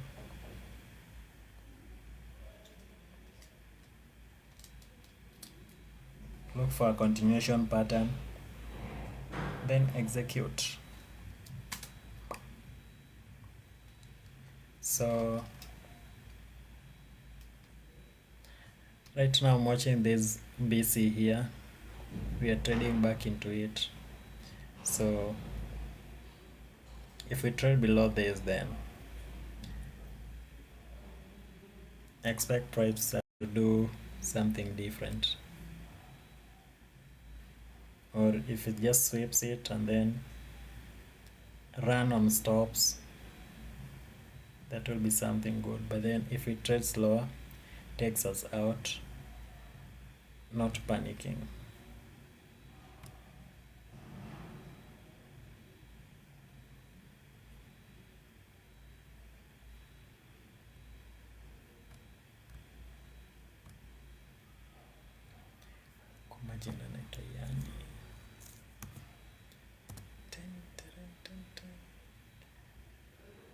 Okay, on 5 minutes there's another block. The whole of this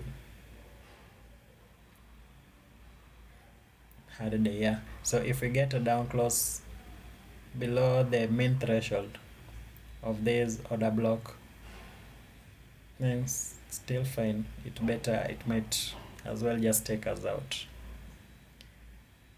So on such days,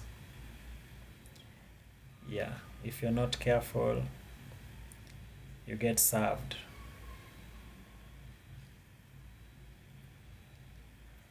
Got out B and the longs from first presented fair value gap. Okay.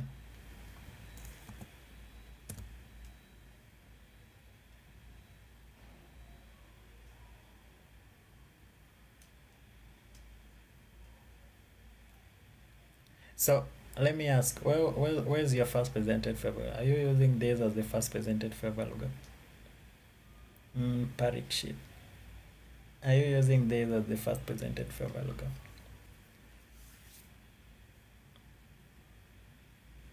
Yeah, so this BC, whatever is happening there, that's good. And we're having this CB. If we get a close above, then might as well just run higher.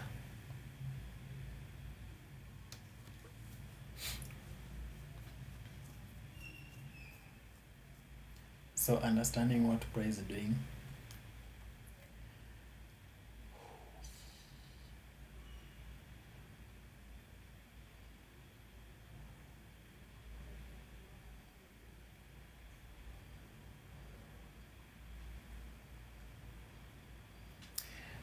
Yeah, so guys, I'm just going to let it do its thing.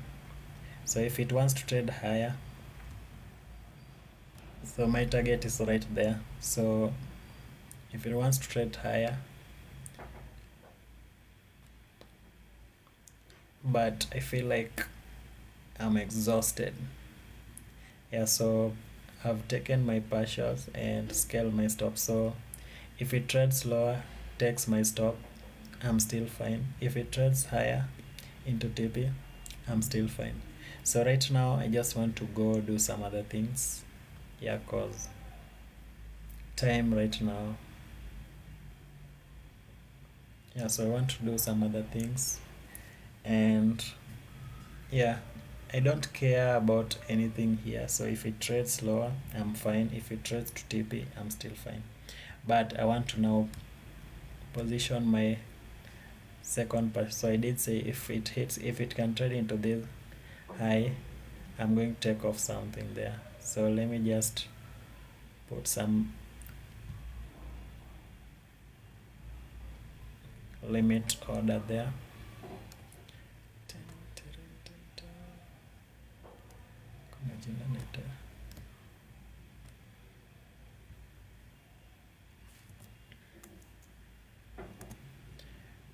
So I want to take two off, two contracts off. If it can hit that high there.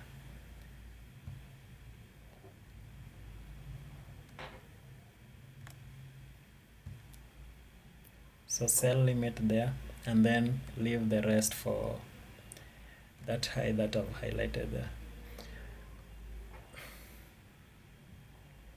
So I don't know if I can sit still in and wait for this other one.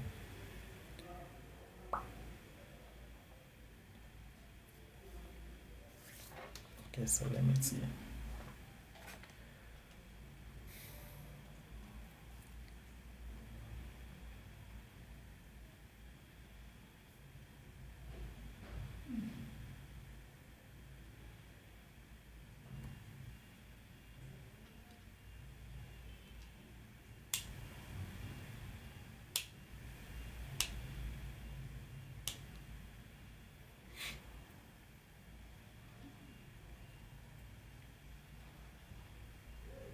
So let's do something like this.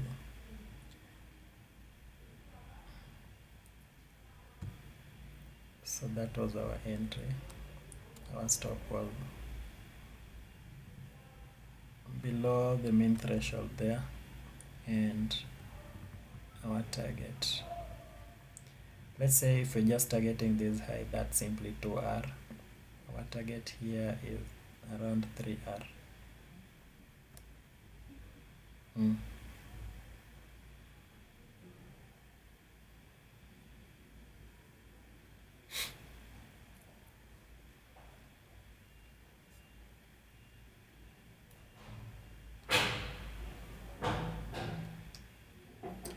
Yeah, so you also did great being stopped on BE, so that was good. Yeah, so it's a win-win, guys. So see you tomorrow. I'll see you next time till we see each other. Okay. Yeah, so thank you for tuning in. It was nice hosting you.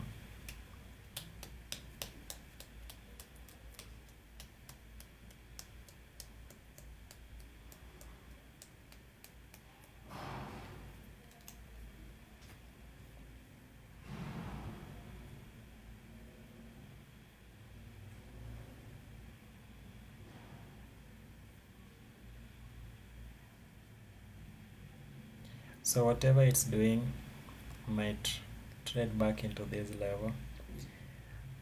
Yeah, so I'm also ending the live. Yeah, so you guys saw how I manage my positions. Yeah, so you did see how I manage my positions, and right now if it trades and takes me out, still fine, but then this might be still a valid setup. Yeah, something like that. So let me stay. If it takes me out, well and good, but then our target is there.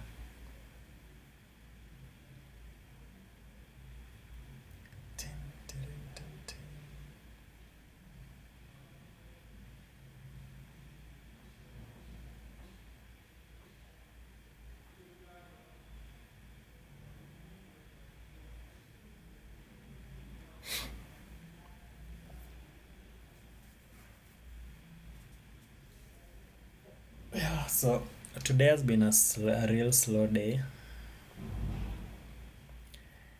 It's been a really slow day.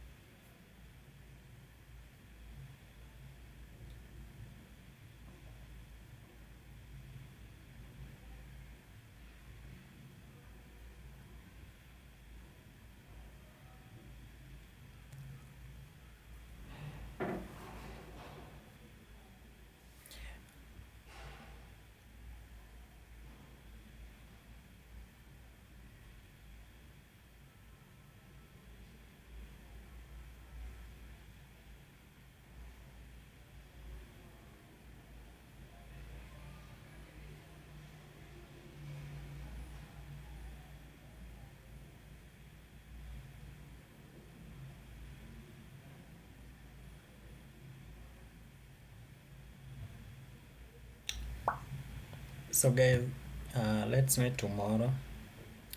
I'm just going to be watching it.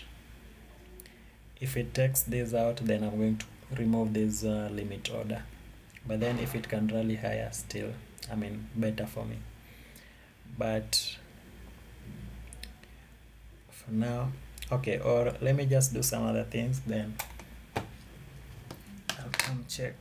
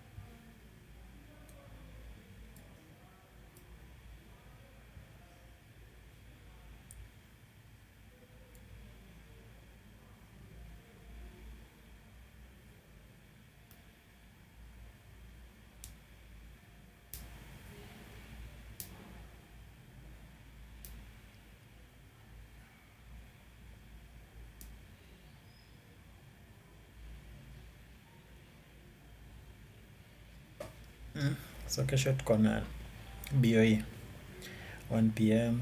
Okay. Bank of England sita affect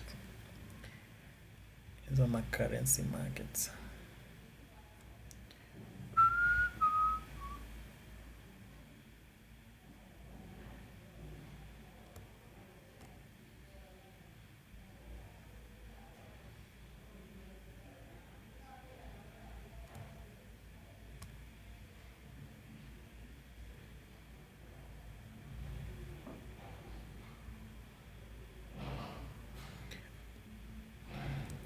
So I might as well scale it above that high.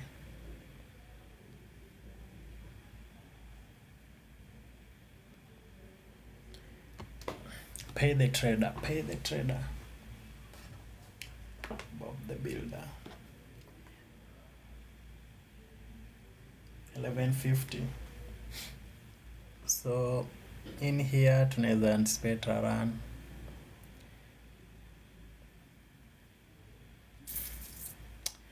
Ya ni aje SMC ukoaje? Uko poa mazee?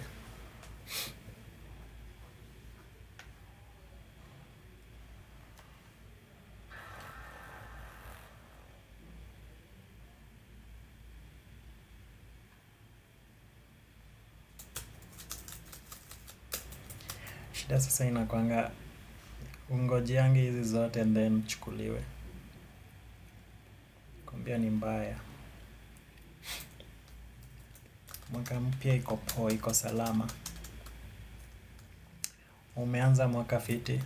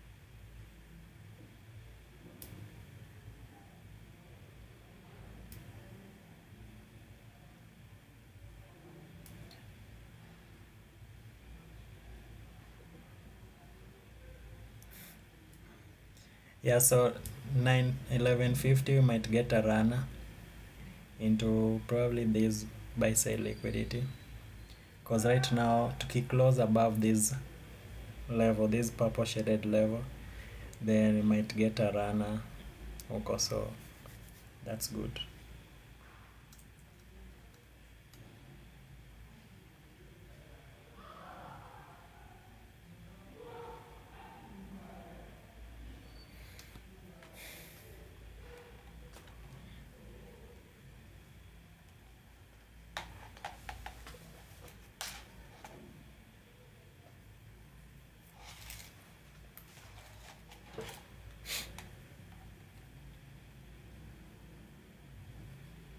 So 1150.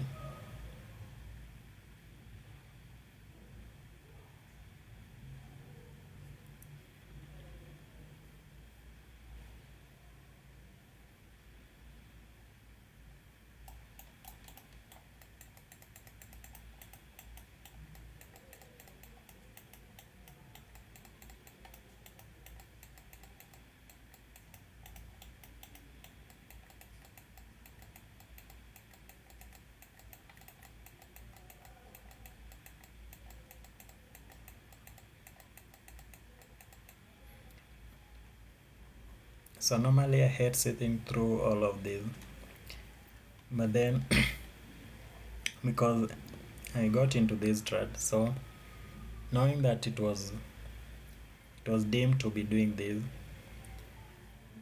because it already told us that today I might be sloppy, so we had that in mind. So if at all you get triggered in such PA, just understand that you have to sit through all of this, but then you need to pay the trader. Scales should be stopped. Should be scales. Stops should be scaled. And then target whichever levels, whichever drop liquidity you want to see. 1150, 1210. Yeah, so we've sat through the 950, 1050, 1110 one, and now 1150 to 1210 one. So still fine.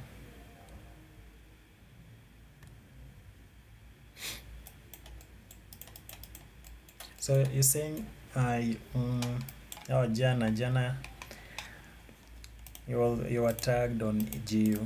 Okay, right now the currency pairs, I don't know, but then it's like I quit trading currency pairs. So right now I'm just focusing on Nasdaq, and maybe I'm considering gold a little bit, and then I don't know.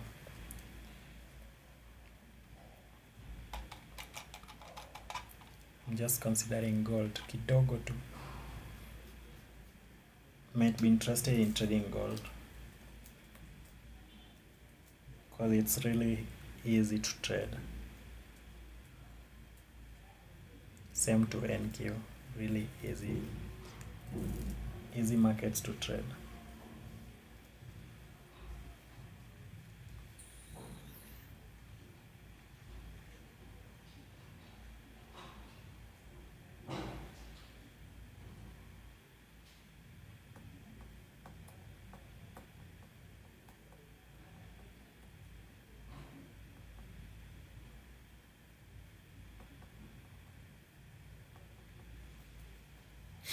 So it's like I should have taken something once we were taking out this high.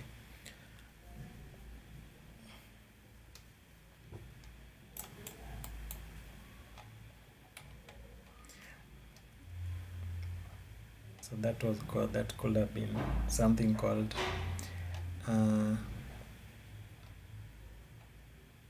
is it driving down equity or what?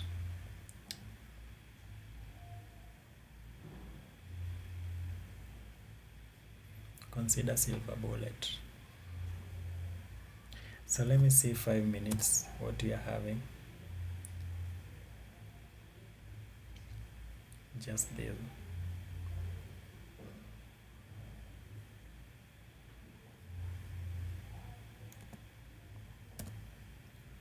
Yeah, I'll just wait. I'll just sit through all of this.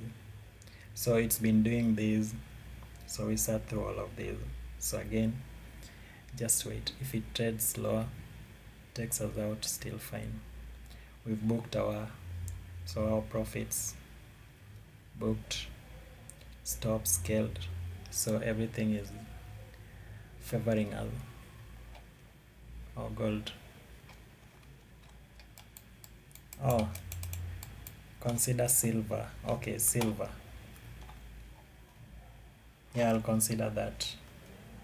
Yeah, I'll check the price action of silver, and then if everything aligns with how I trade, then I might consider it.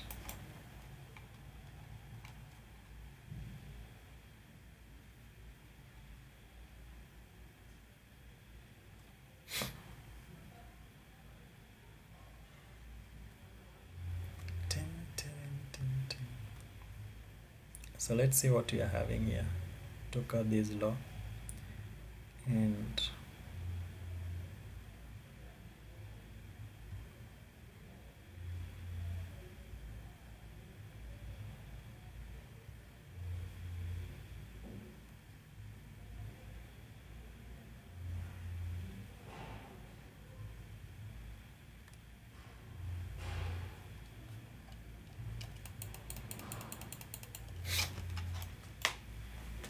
Yeah, so I'll check out silver.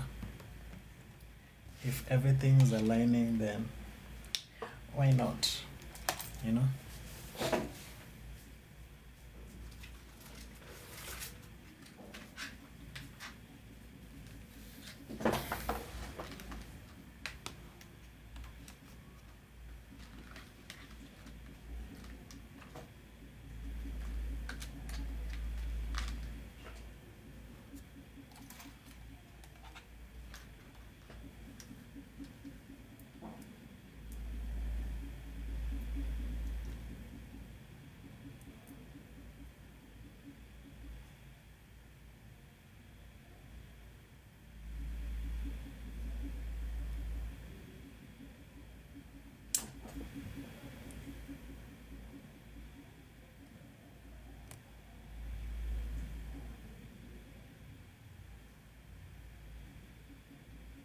That's all.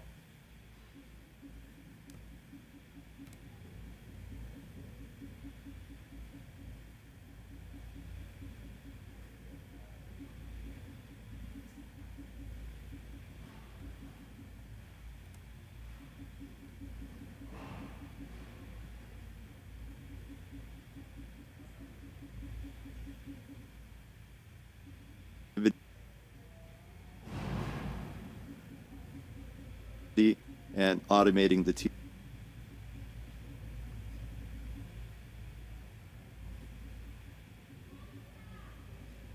tedious parts of their job. I think that's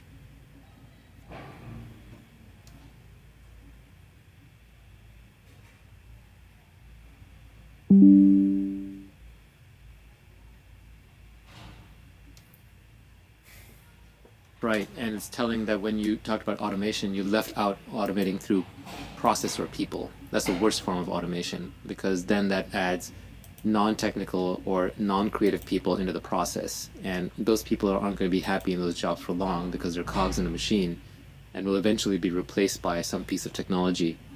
It also changes the environment, because humans are social animals. If you start mixing them together, they're always going to want to accommodate the other people. And so the level of conversation will shift. For example, if you have a bunch of politicians in a room and a bunch of engineers, you're not going to be talking engineering for long. Eventually, you will drift into common topics. And in a large enough group, the common topics are always travel and food because they're non-threatening topics. People always degenerate to that. If you really want to have a strong culture of people who are mission-oriented, you can't mix too many different kinds of people. That's where the cult and culture comes from. Early teams do look like cults. They are monomaniacal. They are weird, but they're all kind of weird in a similar way. And if you start mixing too many different kinds of people, you're just going to get a bland average, which is not how you're going to build a great company or product. It's a regression to the mean problem.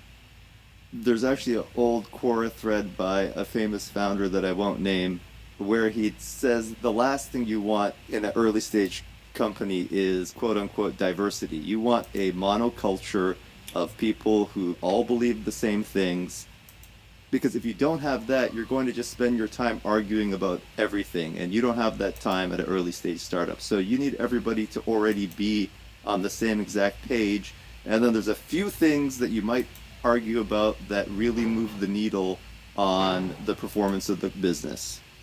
Founders want to be popular like everybody else, so externally they'll try to project this image that they're consensus driven, and sometimes they're even stupid enough to fall for it. But every great founder I've seen up close or even from afar is highly opinionated, and they're almost dictatorial in how they run things. Also, early stage teams are opinionated, and the products they built are opinionated. Opinionated means they have a strong vision for what it should and should not do. If you don't have a strong vision of what it should and should not do, then you end up with a giant mess of competing features. Jack Dorsey has a great phrase: limit the number of details and make every detail perfect. And that's especially important in consumer products. You have to be extremely opinionated. All the best products in consumer land get there through simplicity. You could argue the recent success of ChatGPT and similar AI chatbots is because they're even simpler than Google. Google looked like the simplest product you could possibly build. It was just a box. But even that box had limitations on what you could do.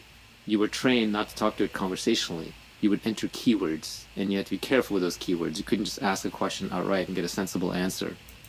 It wouldn't do proper synonym matching, and then it would spit you back a whole bunch of results that was complicated. You'd have to sift through and figure out which ones were ads, which ones were real, were they sorted correctly, and then you'd have to click through and read it. ChatGPT and the chatbots simplify that even further. You just talk to it like a human. Use your voice or you type, and it gives you back a straight answer. It might not always be right, but it's good enough. And it gives you back a straight answer in text or voice or images or whatever you prefer. So it simplifies what we looked at as the simplest product in the internet, which was formerly Google, and makes it even simpler. And you just cannot make a product that's simple enough. To be simple, you have to be extremely opinionated. You have to remove everything that doesn't match your opinion of what the product should be doing. You have to meticulously remove every single click, every single extra button, every single setting. In fact, things in the settings menu are an indication that you've abdicated your responsibility to the user. Choices for the user are an abdication of your responsibility. Maybe for legal or important reasons you can have a few of these, but you should struggle and resist against every single choice the user has to make. In the age of TikTok and ChatGPT, that's more obvious than ever. People don't want to make choices. They don't want the cognitive load. They want you to figure out what the right defaults are and what they should be doing and looking at, and they want you to present it to them. Warren Buffett says that you should hire people who have energy, intelligence, and integrity. Joel Spolsky put it another way, that you want people who are smart and gets things done.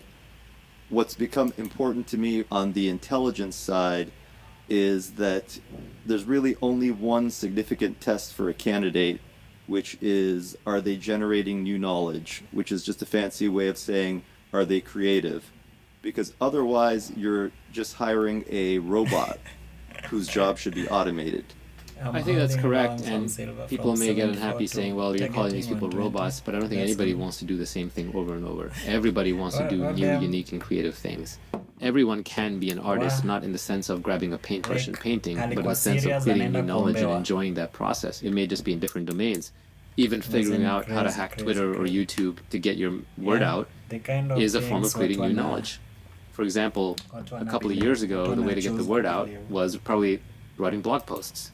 Now it might be X plus Substack, or going viral on TikTok, or doing a great startup launch video. The target is always moving, and people are always trying to apply creativity to hack that system.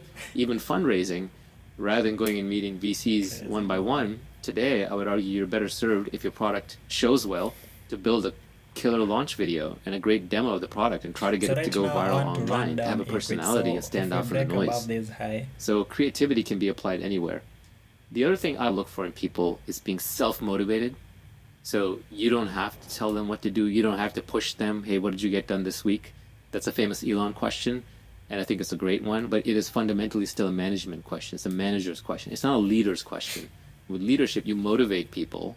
You give them the place to march to, but they're relatively self-motivated. Once they know what direction you're all headed in, they're going to figure out how best to get there and to contribute to the team getting there. And if they have to be told when to march and they have to be pushed along and flogged, then they don't belong in an early stage startup. So I think being self-motivated is really important. And as I mentioned earlier, low ego is also very important. And these are pretty rare combinations, but high ego people can just destroy the functioning of a team. A lot of these principles are very difficult to adopt once the company is past a certain size.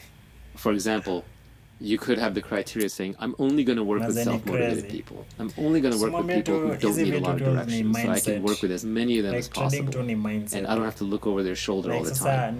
But if you already have 40 or 50 people in the company, odds are you've already hired a bunch of these people. Now what are you going to do, a mass layoff?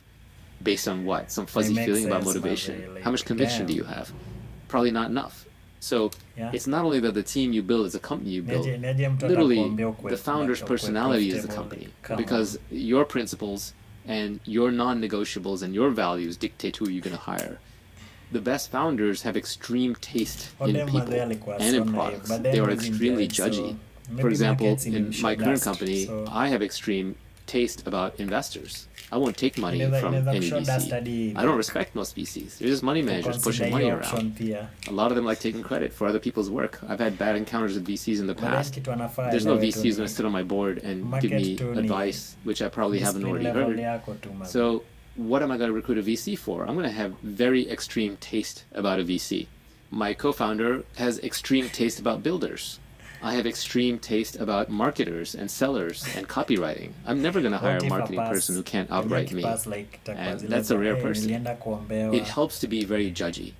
You sasa do kwa want to zile be very za opinionated. wewe pia unaweza enda Anyone who tells uombewe. you to listen to others and build consensus and gather feedback is Now pass implying that account. you're weak. You're not good enough at what you do, or that you have the wrong approach. Good founders are incredibly opinionated. The problem is the bad founders are very opinionated too. There's a lot of ways people try to assess whether someone has the ability to create new knowledge. Peter Thiel has his famous question, what important truth do very few people agree with you Yeah, on? itegemei la. He's trying to find out if that Hapa person lazima has ujue, opinions of their you own. need to know what you're Do they have their own doing. You have ideas? to, you must know what you're I doing. will sometimes ask people you don't whether know they what have you're any doing, unique then theories that they've come up with It's crazy, about their man, hobbies. crazy, Even if it's crazy. about squash, I've heard people give me unique theories about squash. If you are able to generate new knowledge, you will start coming up with ideas about how squash should be played and taught within the first hour of learning squash. They might not all be right, but you will come up with novel theories. Naval also has one question he mentioned on Twitter recently, which I would sum up as, what do you care about that isn't popular? That's another way of trying to assess whether that person has the ability to generate their own ideas. Thiel's famous question about a secret is really from an investor's perspective, where he's Yeah, hunting wazi, for the wazi, yeah. unique Maybe bet niko that the karibu business is kutoka making, hapa. because he doesn't want competition. As he says, competition is for losers. But As we learn in basic sapa ni mingi microeconomics, pia competition utume huko. reduces Utume profits to upande zero. mwingine. And he wants to make a unique Wache kuinama. bet, or as Mike Maples, early angelist investor, likes to say, non-consensus and right. But that's for investing. I think in everyday work, you want to work with people who are very good at distilling the insight from their work on a constant basis. Malcolm Gladwell popularized 10,000 hours. 10,000 hours is directionally correct, but it's not exactly correct. It implies that if you spend 10,000 hours doing something, you get mastery. Let's put aside whether 10,000 is the right number or not. It's not just hours put in, it's iterations. How many learning loops do you have that drive the learning curve? What is an iteration? Iteration is when you do something and then you look at the result, you test the results somehow, ideally against a free market, nature or physics. Then you ask what part of this experiment worked or not, and then based on that, you make a new creative guess on how to improve that thing, and you do it again. The number of times you can do that rotation, that iteration, the faster you're going to learn. That's the curve you want to be on. Great people will distill insights from every iteration. So it's not as simple as finding one secret. Yes, every company makes a secret bet. They have a theory as to how the world is going to work out that other people don't necessarily have en masse, or it's not conventional wisdom yet. But along the way, they're going to discover thousands of insights, and each one will build upon the last. And that's all going to be driven by the number of iterations they can do. One of the problems you run into when scaling a startup is you hire someone who hires someone, and then that person is used to define job at a larger company. They're used to getting credit for their work. They're divorced enough from the end outcome that all they have to do is kind of impress their manager, the principal agent problem. So now what they want is for their work to not be thrown away. A common objection you get when your company scales beyond 20, 30, 40, 50 people is, we don't want to try this because it's probably not going to work. It's actually probably the number one thing a founder will struggle with as a company scales, that they'll come up with more ideas than their organization can execute upon. And there will be internal resistance to doing things because 9 out of 10 ideas are half-baked. But really, you're in a search process, you're in a learning process, you're in a discovery process, you're trying to find the thing that works, and you do have to try a lot of things. And a good founder will have the ability to iterate on many things and throw away the things that didn't work, because learning necessarily involves failure. Remember, all new information starts as misinformation. It starts as not being obviously true. And so it's accused of being misinformation. Eventually, over time, it's proven right or wrong. And if it's right, then it's information you can then build upon. A good founder will struggle with exactly this. My advice would be power through it. Figure out what is your organizational capacity to get things done. Get people comfortable with the idea that most of their work is going to be thrown away. It's all experimentation, and it's fine for it to be thrown away. and get comfortable with repeated small failure as long as you distill the insights along the way. Balaji Srinivasan has another way of putting this, which is wandering through the idea maze. You're taking left turns and right turns and backtracking and figuring out what works and what doesn't. It might be in the rough direction where you started out, although it's an ego trip to think that you're always going to be moving in the right direction. The biggest impediment here is pride. People stay locked into their original vision and they don't properly navigate the idea maze.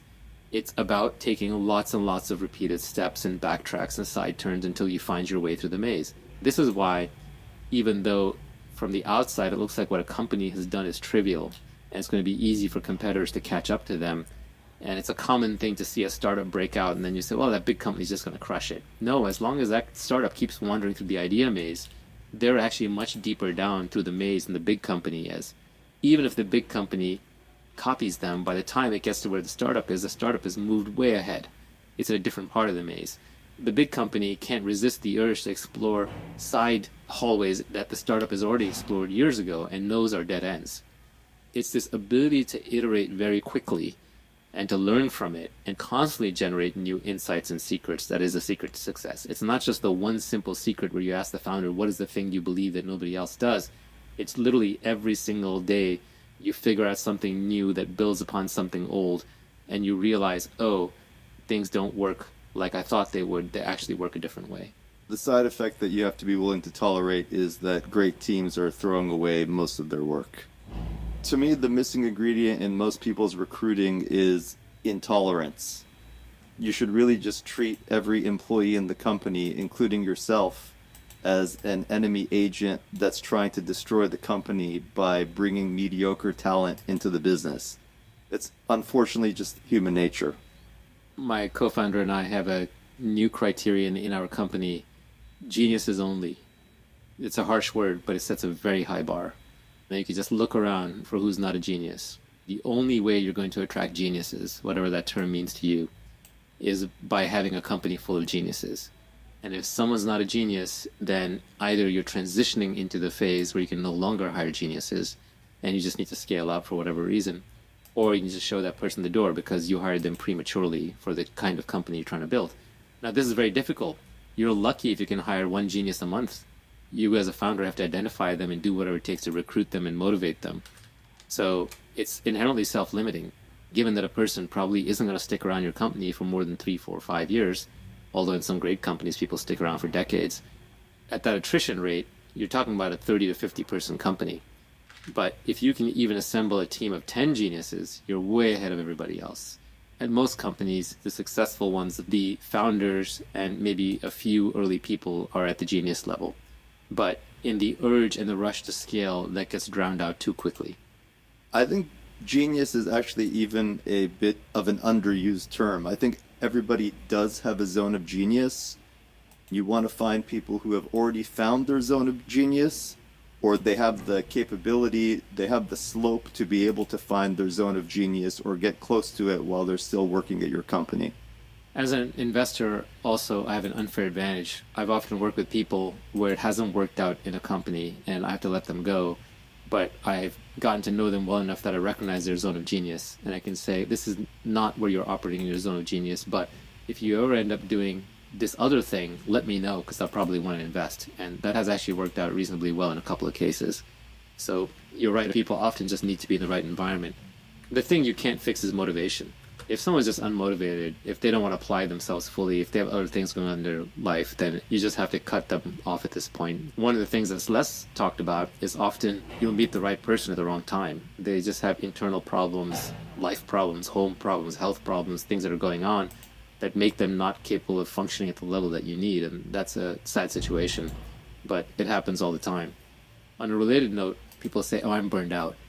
I need to take a break for a month or two and recharge. In my experience, that's largely not true. Usually burnout is a sign you're working on something that either isn't working or you don't enjoy the work, fundamentally. Just taking time off won't fix it. If you're really enjoying what you do, generally that'll give you more energy and more motivation. There are rare cases, like I know Elon is famous for flogging his teams until 4 a.m. and calling staff meetings at odd hours of the night and doing crazy death marches. That's the culture that he sets and builds. That's fine. So In Tim, those situations, I could see certain people burning then, out. But even there, what they're let's saying meet is, tomorrow. I cannot sustain this workload in the future. So even there, taking time off doesn't work, because when you come back, he's going to put you to task the same way as earlier. So generally, when someone says,